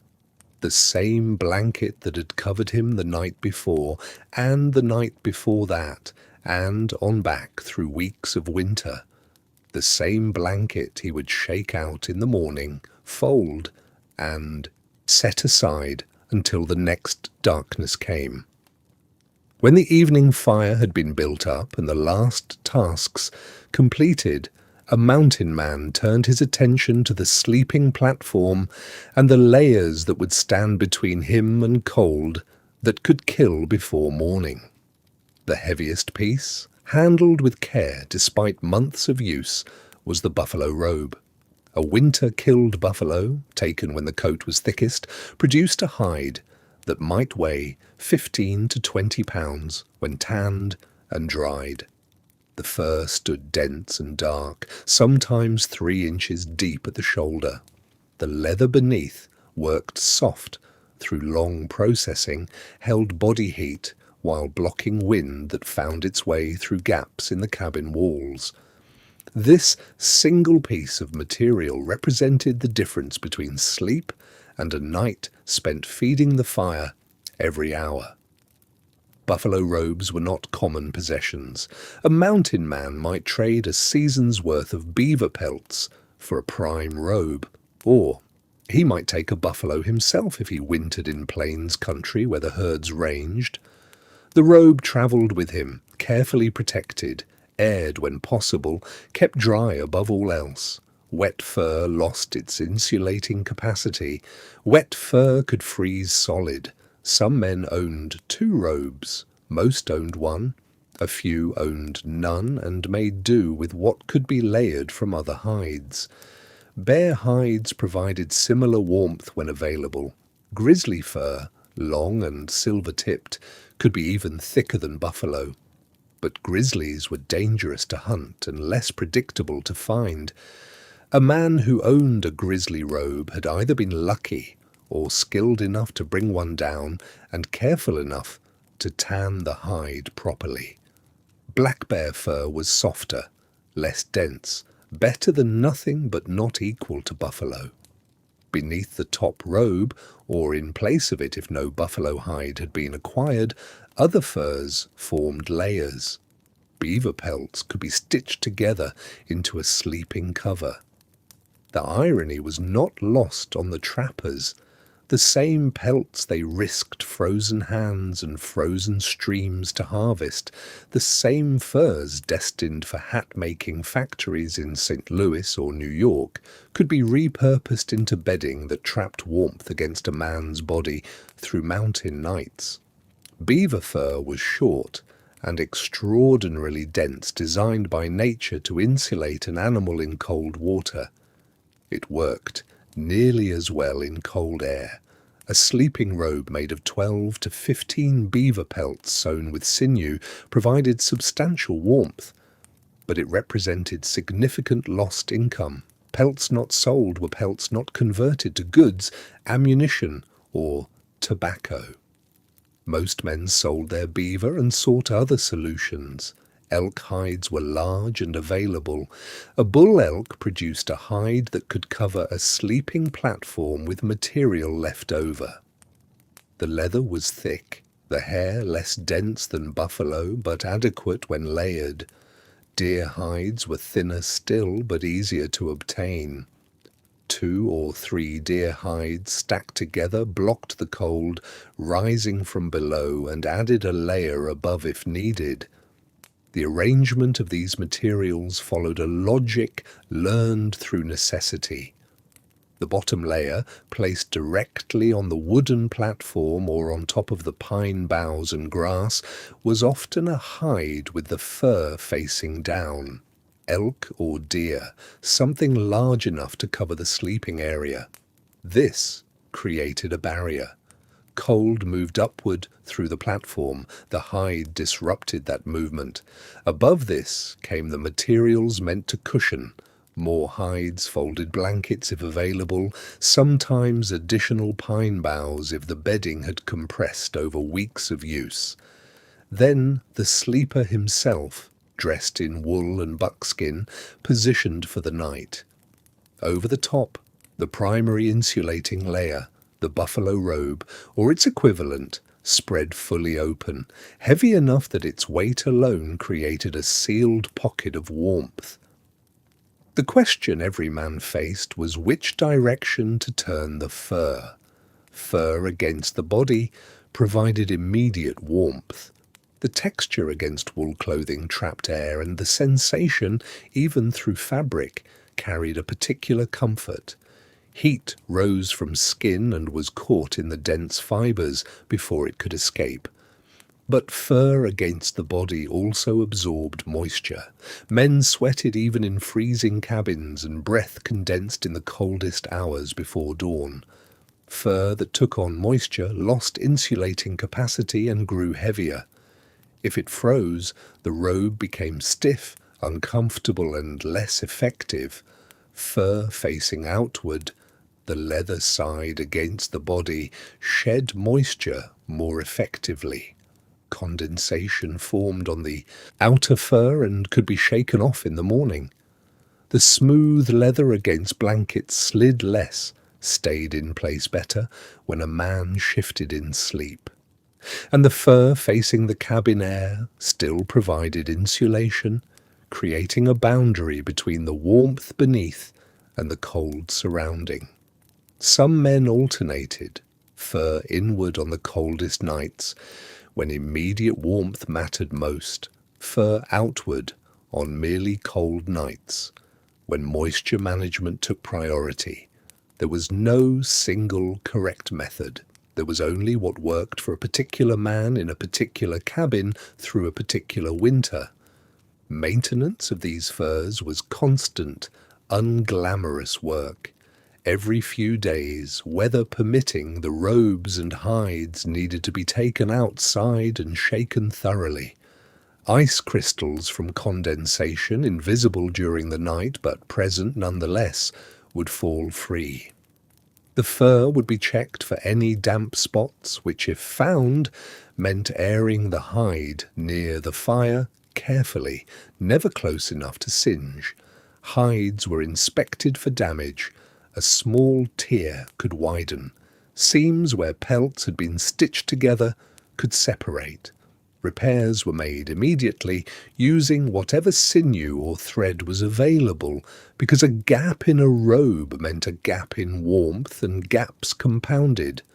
Snow that made its way inside on clothing or boots had to be kept away from the sleeping furs.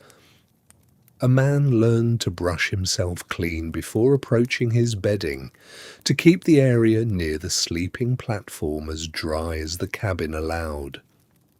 When spring came and the furs were no longer needed every night, they would be cleaned thoroughly, aired for days, and stored where mice and insects couldn't reach them. A robe damaged over summer meant a winter problem months before that winter arrived. But through the dark months these hides and furs were treated with the attention they deserved. A mountain man might go days without washing. He might wear the same clothing until it fell apart. He might eat half-spoiled meat and ignore discomfort that would break a softer man. But his buffalo robe was kept dry, shaken clean, and positioned carefully every single night. It was the weight that kept him alive. The decision seemed minor until the first serious cold arrived and a man woke at midnight, shivering despite the layers around him. Then the position of every hide, the direction of every fur surface, became a problem worth solving with the same attention given to the fire or the door latch. Fur against the skin or against the wool shirt that served as the closest layer created immediate warmth through simple contact. The dense fibers trapped the air warmed by body heat before it could rise and dissipate. On the coldest nights, when temperatures outside fell into ranges that made breathing painful and turned spit to ice before it hit the ground. That immediate trapping of heat could make the difference between sleep and a miserable vigil feeding the fire. The texture itself provided comfort. There was something in the weight and softness of fur pressed close that carried a particular reassurance. A man alone for months could feel, in that pressure and warmth, something that resembled security. But fur turned inward, absorbed everything the body released during sleep.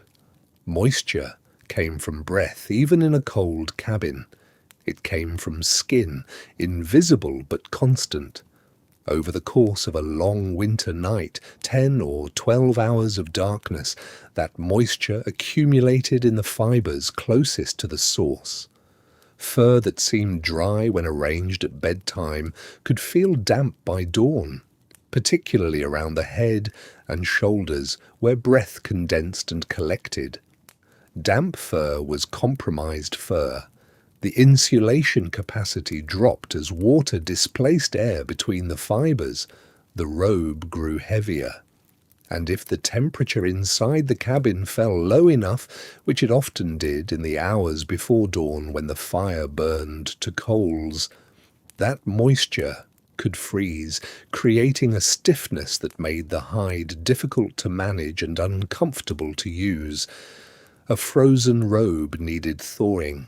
Thawing required heat, which meant fire, which meant wood consumption beyond what had been planned. The entire system of rationing and preparation could be disrupted by a hide that had taken on too much moisture. So some men learned to turn the fur outward. Leather, against wool or against the blanket layer if a blanket was used meant the smooth tanned hide formed the inner surface of the sleeping system. The fur faced the cabin air. Moisture, rising from the body, passed through the fabric layers and met the leather, which was less absorbent than fur. Much of the moisture continued outward and condensed on the fur surface, where it could be shaken free in the morning. The outer fur still provided insulation. It disrupted cold air.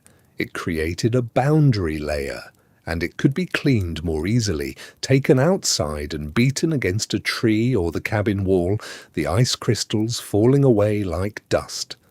But leather, against the body, even through clothing, lacked the immediate warmth of fur contact. The first hour of sleep could feel colder. The psychological comfort was different, and the hide was more likely to shift during the night, sliding across the smoother underlayers, sometimes pulling free entirely if a man turned in his sleep. There were men who swore by fur inward and managed the moisture problem through vigilance. They aired their robes more frequently. They positioned themselves farther from the fire during the evening, staying cooler so they would sweat less at night. They slept with their heads uncovered when possible, directing breath away from the furs. There were men who insisted fur outward was the only sustainable method. They tolerated the initial cold and relied on the accumulated warmth of their sleeping system, the layers beneath them, the insulated pocket of air, the banked fire still radiating heat to compensate for the lack of fur contact. And there were men who changed position based on conditions. When a storm dropped temperatures to dangerous levels and wind found every gap in the chinking, fur went inward. Immediate warmth outweighed the moisture risk because the priority was preventing cold from reaching the body's core. A damp robe could be dealt with in the morning. Hypothermia could not. When the cold was severe but stable, when the cabin held its heat reasonably well and the fire was banked with a good backlog, fur went outward. The sleeping system could function efficiently without the moisture complications. On nights that fell somewhere between, the decision was made by feel, by experience, by what had worked the week before. Beyond the primary buffalo robe or bear hide, the smaller furs and additional layers had their own orientations. Beaver pelts, sewn into a blanket-sized piece, were almost always used fur inward. The fur was too short and dense to shed moisture effectively on the outside, and its entire value came from trapping heat close. These went between the wool blanket and the body, or directly against the shirt if no blanket was available. Deer hides used as a bottom barrier, placed fur down on the sleeping platform, kept their orientation fixed. The fur against the wood helped prevent the hide from sliding, and the smooth leather surface facing up provided a base for the other layers. Elk hides large enough to serve as a top cover were usually positioned fur outward.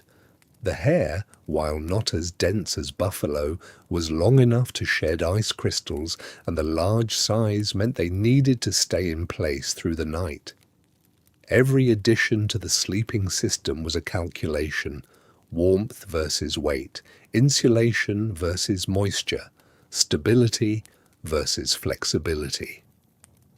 A man learned his own system through trial and cold correction. He learned which hides shifted and needed to be tucked beneath the edges of the sleeping platform. He learned how much fur he could tolerate against his face before breath condensation became a problem.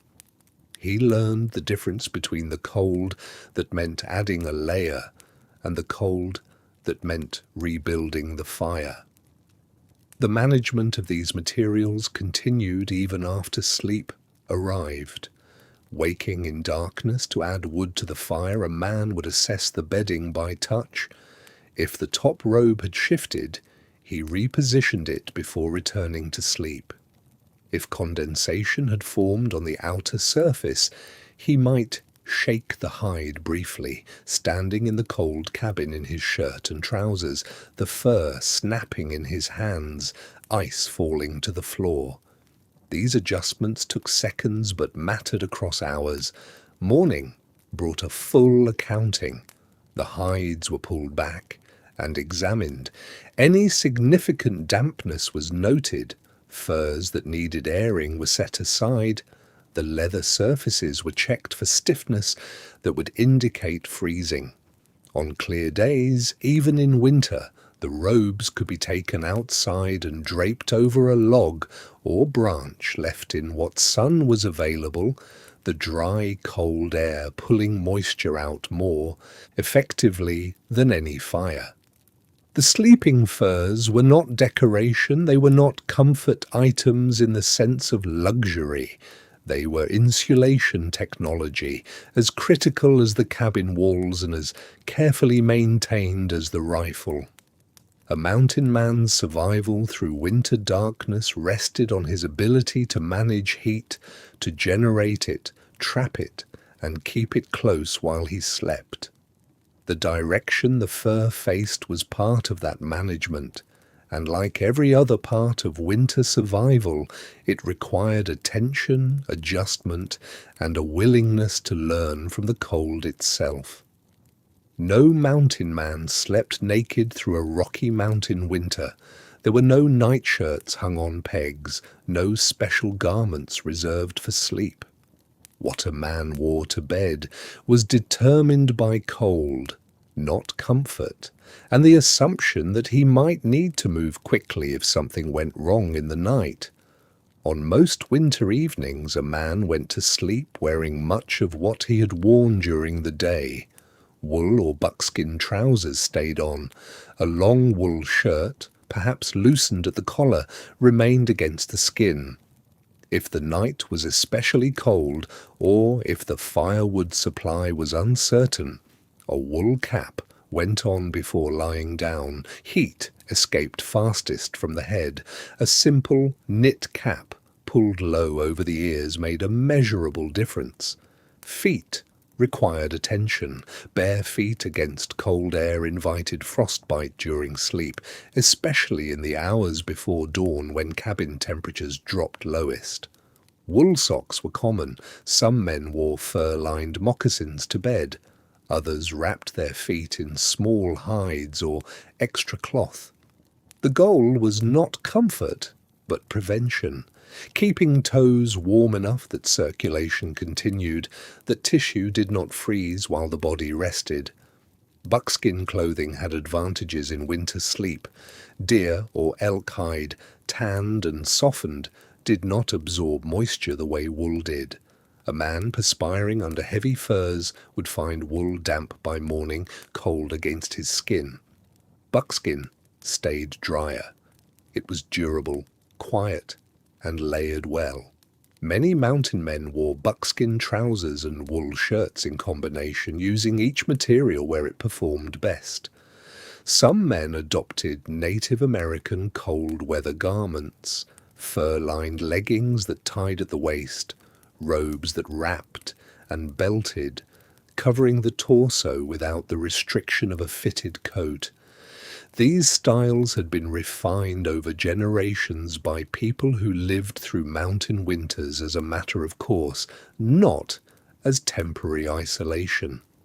A man practical enough to trap beaver was practical enough to recognize functional clothing when he saw it. The principle was layering that adjusted. A fire burning well at bedtime might make the cabin warm enough that a man slept in shirt and trousers only, one or two furs over him. As the night progressed and the fire burned lower, he might pull on his cap without fully waking. If he rose to add wood at midnight, he was already partially dressed. If something outside, a noise, a sense of threat, required investigation. He did not face the dangerous delay of dressing from bare skin. Moisture management mattered. A man sleeping directly against fur with no layer between his skin and the hide would sweat. That moisture had nowhere to go. It would dampen the fur, reduce its insulation, and leave him colder. A shirt or cloth layer acted as a barrier, wicking moisture away from skin and allowing the fur to function as intended. This was not about modesty or habit. It was thermal strategy. Clothing provided a first layer of warmth, furs provided the second. Together, they created enough insulation to survive the coldest hours. Separately, neither was sufficient. Some men kept extra layers within arm's reach of the bed, a second shirt, a hide that could be wrapped around the shoulders if cold woke them. These were not luxuries. They were tools, kept positioned and ready the same way firewood was stacked within reach. Sleep itself became part of the clothing decision. A man who knew he would wake multiple times to feed the fire dressed accordingly, enough warmth to make sleep possible, but not so much bulk that rising and moving became difficult. A man with enough firewood to last the night, confident the coals would hold until morning, might add more layers and settle deeper into his furs. The concept of night clothes as separate, lighter garments belonged to houses with steady heat and multiple rooms.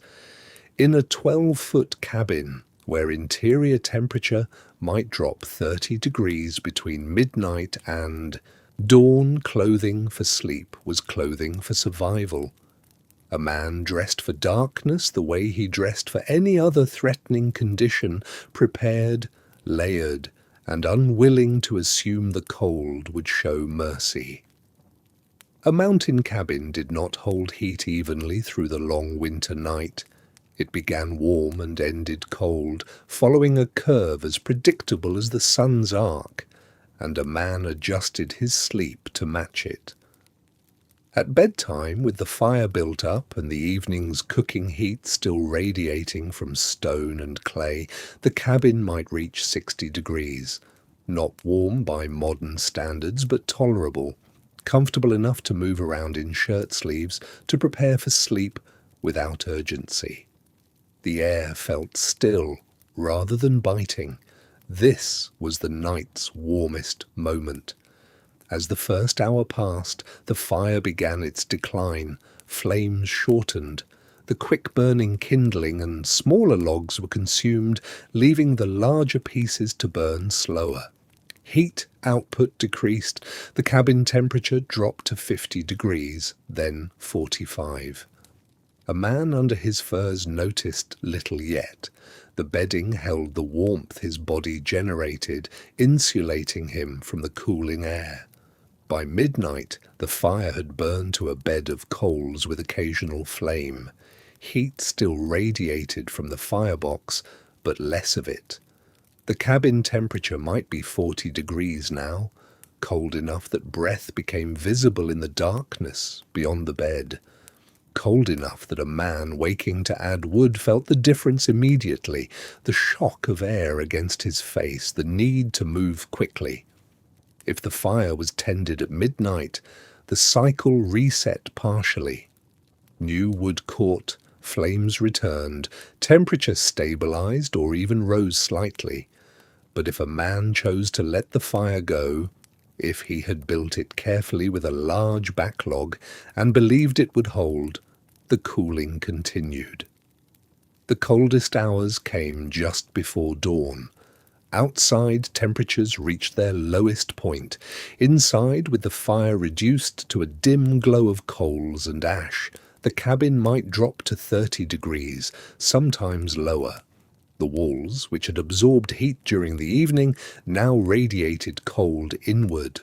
Frost formed on the inside of the door. Any water left in a cup or pot near the edge of the room froze solid. Under the furs, a man remained warm enough to sleep, but only just. His breath clouded heavily. The tip of his nose, exposed to air, went numb. If he shifted position and broke the seal of warm air trapped around his body, cold rushed in. He pulled the furs tighter, drew his knees toward his chest, waited for his own heat to rebuild the pocket of warmth. This temperature curve shaped every decision about night survival. A man learned to judge how much wood would be needed to carry through till dawn. He learned the feeling of cold that meant the fire needed attention versus cold that could be managed with an extra fur. He learned to distinguish between discomfort and danger. Some nights the curve was too steep. The fire burned through faster than expected. The cold outside was more severe than judged. A man woke at 3 a.m. to find the fire nearly dead and the cabin approaching freezing. Rising, then, was not a choice. It was necessity. Rebuild the fire or risk genuine cold injury before sunrise. Other nights the preparation held. The large backlog burned slowly through the darkness. The cabin cooled, but not catastrophically. A man woke at first light to coals still glowing, enough heat remaining that adding kindling brought flame back quickly. These were the successful nights when planning and experience aligned. The shift from evening warmth to pre-dawn cold happened gradually enough that sleep continued, but sharply enough that the body noticed. A man might wake briefly at intervals without fully surfacing, enough to pull another hide over himself, to adjust position, to register the cold, and decide whether it required action. This broken sleep became normal. Uninterrupted rest through a winter night was rare. Morning brought the lowest point. A man woke to a cabin colder than it had been at any point since the previous morning. The fire was embers or less. The room felt hostile. Everything required effort, leaving the furs, moving to the firebox, handling cold wood with stiff fingers, coaxing flame from coals that barely held heat. But morning also brought decision. The night had ended. A man could rebuild the fire fully, bring the cabin back to livable temperature, begin the day. The curve reversed. Heat returned. And 12 hours later, the cycle would start again. The afternoon carried its own warning. Light began to shift. Shadows stretched longer across snow. The angle of sun changed, and with it came the knowledge that preparation time was running short. A mountain man did not wait for darkness. He worked ahead of it. Firewood came first. It always came first. A man left the cabin while enough daylight remained to see clearly, moving through snow to the woodpile or to standing deadwood nearby. He gathered with intention, small pieces for kindling, dry twigs, bark, split slivers that would catch quickly from coals, medium splits for steady burning through the evening hours, and backlogs, the heavy pieces, logs as thick as a man's thigh, cut to fit the firebox, dense enough to burn slowly through long hours of darkness. The estimation mattered. Too little wood meant waking multiple times to feed a dying fire, or worse, waking to cold coals in a frigid cabin. Too much was no problem. Surplus could stay for the next night, but shortage was dangerous. An experienced man learned to read the cold. A clear night with wind meant more wood. A still night required less. Cloud cover held some warmth, open skies let heat escape. He adjusted his loads accordingly. He carried the wood inside, not left near the door, not stacked outside where he would need to open the door repeatedly in cold darkness. Inside, piled near the fireplace where it would stay dry, where snow clinging to bark could melt away, where he could reach it without leaving the warmth. Water came next. If a stream ran nearby and hadn't frozen solid, he went to it. carried a kettle or a bark container, chopped through surface ice with a hatchet if necessary, filled what he needed for the night and morning. If the stream had frozen too deep, he filled containers with clean snow, packed it down, brought it inside to melt slowly near the fire. Water inside meant no trips out in darkness, no fumbling with frozen buckets at midnight, no standing in bitter wind while filling a container with numb hands. The fire itself received attention before the meal. He built it up deliberately, added fresh wood while good light remained, let flames grow. A strong fire in late afternoon meant a bed of coals by evening, coals that would accept the night's first heavy logs without smothering, then food. The evening meal was simple, meat usually, venison or elk if the hunting had gone well, buffalo if he'd been fortunate, sometimes dried meat from autumn stores. He placed it in a pot with water, set the pot at the fire's edge or hung it from an iron hook if he had one. Let it boil slowly. If supplies allowed, beans soaked earlier, corn, wild onions gathered before snowfall, he added them. But often it was only meat and water. Simple, filling, hot. Coffee, when he had it, came in the evening, not morning. Morning could be faced without it. But evening, after a day of cold work, the dark hours approaching, coffee then was comfort. He rationed it carefully. A few precious spoonfuls of grounds, boiled strong, drunk slowly. While food cooked, he turned to other tasks, checked his traps, the ones kept inside, examined triggers, cleaned rust with a cloth, sharpened a knife that had dulled, mended a tear in buckskin leggings using an awl and strips of sinew, working by firelight and fading daylight from the small window. Some men carved, notches in a stick to count days, marks on the cabin wall. February felt longer than January, March longer still. The marks made time visible, gave it structure, proved that winter would eventually end. He inspected the door, ran a hand along its edges, feeling for gaps where wind might enter, stuffed any cracks with cloth scraps or moss, tested the latch, made sure the leather hinge hadn't stiffened too much in cold. A door that wouldn't close properly meant wind all night, meant heat loss, meant unnecessary suffering. The window, if he had one, just a small opening covered with oiled paper or scraped hide, he checked as well. The covering secured.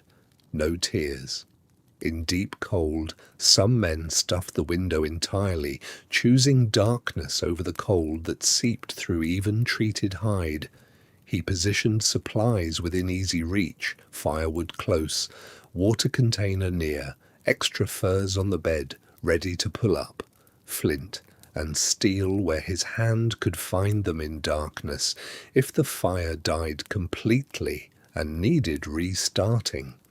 The clothing he'd wear too. Sleep, already on his body, received adjustment. Wool shirt, checked for dampness from the day's work. If damp, changed for a drier one. The damp shirt hung near the fire to dry overnight. Better to sleep in dry wool than to lie in moisture that would leach warmth all night. This preparation took time, an hour, perhaps more, but it created safety. It removed unknowns. When darkness came fully, everything needed would be within reach.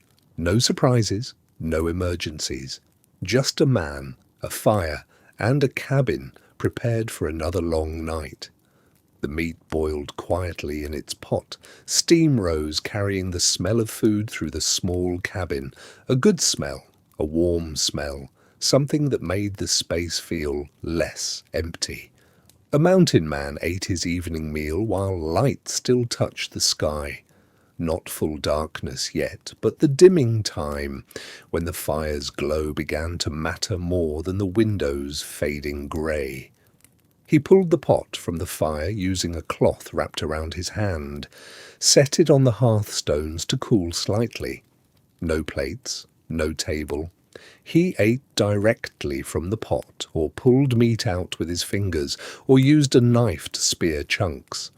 Formality had no place here. Heat and nutrition mattered, nothing else. The meat was plain, boiled without salt if his supply had run out. Tough sometimes, depending on the animal and the cut, but it was hot. That was the important thing. Hot food going into the body, raising temperature from the inside, providing fuel that would burn through the cold night ahead. He drank the broth, lifted the pot, and swallowed the liquid that remained after the meat was gone. It carried fat and whatever minerals had leached from the bone. Waste nothing. Winter demanded efficiency. Coffee came after if he had it, boiled in a separate small pot, strong and bitter. Ground settled at the bottom. He drank it carefully, stopping before reaching the sludge. Some men chewed tobacco with their coffee. Others just sat with the cup, holding it in both hands, letting the warmth spread through their palms. This was the closest thing to comfort the day offered. Fire strong, belly full, hot liquid, darkness not yet absolute. A moment of rest before the long night's routine began. But even while eating, the fire required thought. As the meal ended, he turned his full attention to it.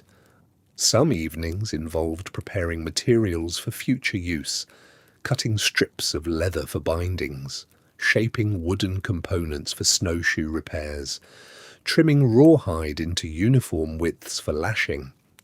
These were tasks that required no urgency, but saved time later when urgency mattered.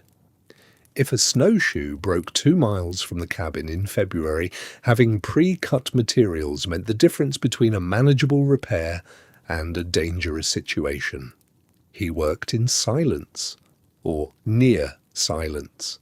Sometimes he spoke aloud, a comment to himself, a muttered observation, the habit of men who live alone and need the sound of a human voice, even if it's their own.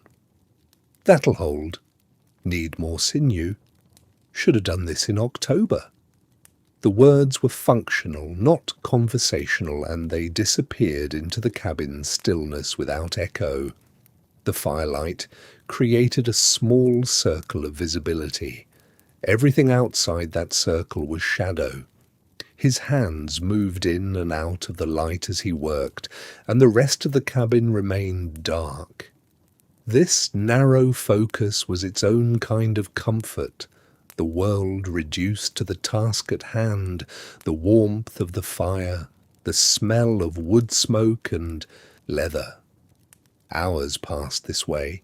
There was no clock to mark them. Time was measured by tasks completed, by the fire's need for another log, by the gradual accumulation of fatigue. When the work was done, or when tiredness made detailed work unsafe, he set the tools aside, placed them where they'd be found easily in morning darkness, and began the final preparations for sleep. The evening's work wasn't luxury. It was survival maintenance, the constant care that kept equipment functional and extended the life of irreplaceable items. A mountain man who neglected these tasks accumulated small failures that eventually compounded into larger problems. The one who attended to them, night after night, built a margin of reliability that harsh conditions would test but not break. Not every storm allowed for a man to venture outside. Some brought wind that moved snow horizontally, visibility measured in inches, cold that could freeze exposed skin in minutes. These were the storms that required a different kind of survival, not active management but patient endurance within walls that suddenly felt very close. The signs came in advance. Sky color, wind direction, the quality of the cold. A mountain man who paid attention learned to read weather, and when the signs pointed toward a serious storm, preparation became urgent. He brought extra firewood inside, not just enough for one night, but enough for 3 or 4 days if the storm settled in and refused to move. The wood was stacked along the walls where it wouldn't block movement but remained accessible. He filled containers with snow to melt for water, knowing that opening the door during a blizzard meant losing hard-won heat and letting wind drive snow into every corner. Then the storm arrived. Wind hit the cabin in sustained pushes that made the logs creak. Snow piled against the walls, then against the door, then above the door frame. The world outside became a single roaring whiteness, and the cabin became the entire universe, 12 by 14 feet of space that a man could cross in 4 steps. The first day, confinement was manageable. There were tasks, tending the fire, preparing food, the usual maintenance work. A man could structure the hours and feel productive. But if the storm continued into a second day, then a third, the cabin's smallness began to press inward. The same walls, the same corner, the same sounds, the same air, heavy with wood smoke and the smell of a body that couldn't bathe. He checked the door periodically. Snow accumulated outside, sometimes to the point of blockage.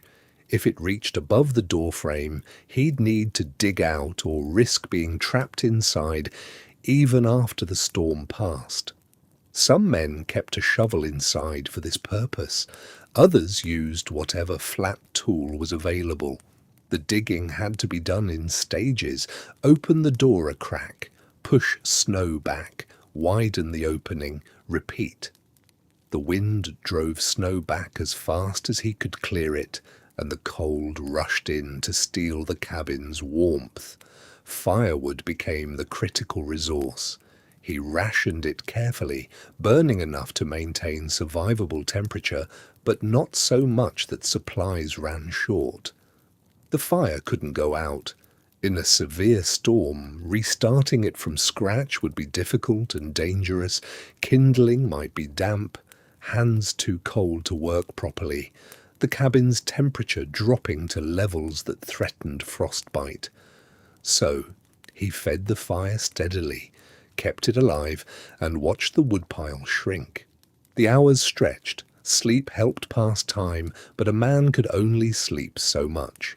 He'd wake, add wood, lie back down, doze, wake again. The cycle repeated without the structure of normal day and night. In heavy storms, the light outside was dim and grey even at midday, and the darkness at night was absolute. Time became elastic, difficult to track. Some men carved to occupy their hands. Others talked to themselves, not muttering, but full conversation, speaking both parts of a dialogue to hear human language. Some paced the cabin's short length until fatigue forced them to sit. Boredom was a physical sensation, an itch that couldn't be scratched, and it compounded with a strain of confinement. The cabin that had felt like shelter began to feel like containment, and always the wind. It never stopped during the worst storms. It pushed and probed, and found every small gap in the chinking. It made the fire gutter and smoke. It created a constant low roar that became maddening in its persistence. A man couldn't escape it, couldn't find silence, couldn't rest his mind from the awareness that outside the storm was still working. When the wind finally dropped and the snow stopped falling, the relief was immediate. He'd dig out the door, step into brightness that hurt his eyes, and see a landscape transformed, drifts reaching above his waist, everything buried and reshaped. The cold was still there, sharp and clean, but the storm had passed. The trap line would need checking, the roof might need clearing, life would resume. But for those days inside, with the wind howling and the walls pressing close, survival was simply waiting, staying warm, keeping the fire alive, enduring. Night in a mountain cabin carried its own sensory signature. The sounds were few but distinct. Wood popped and cracked in the fireplace as sap pockets expanded in the heat. Logs shifted and settled, sending up small showers of sparks. Wind moved through the pine forest outside, a steady rush that rose and fell. Sometimes it howled around the cabin corners, testing the chinking, finding any gap. Then, after a storm passed, the silence was profound.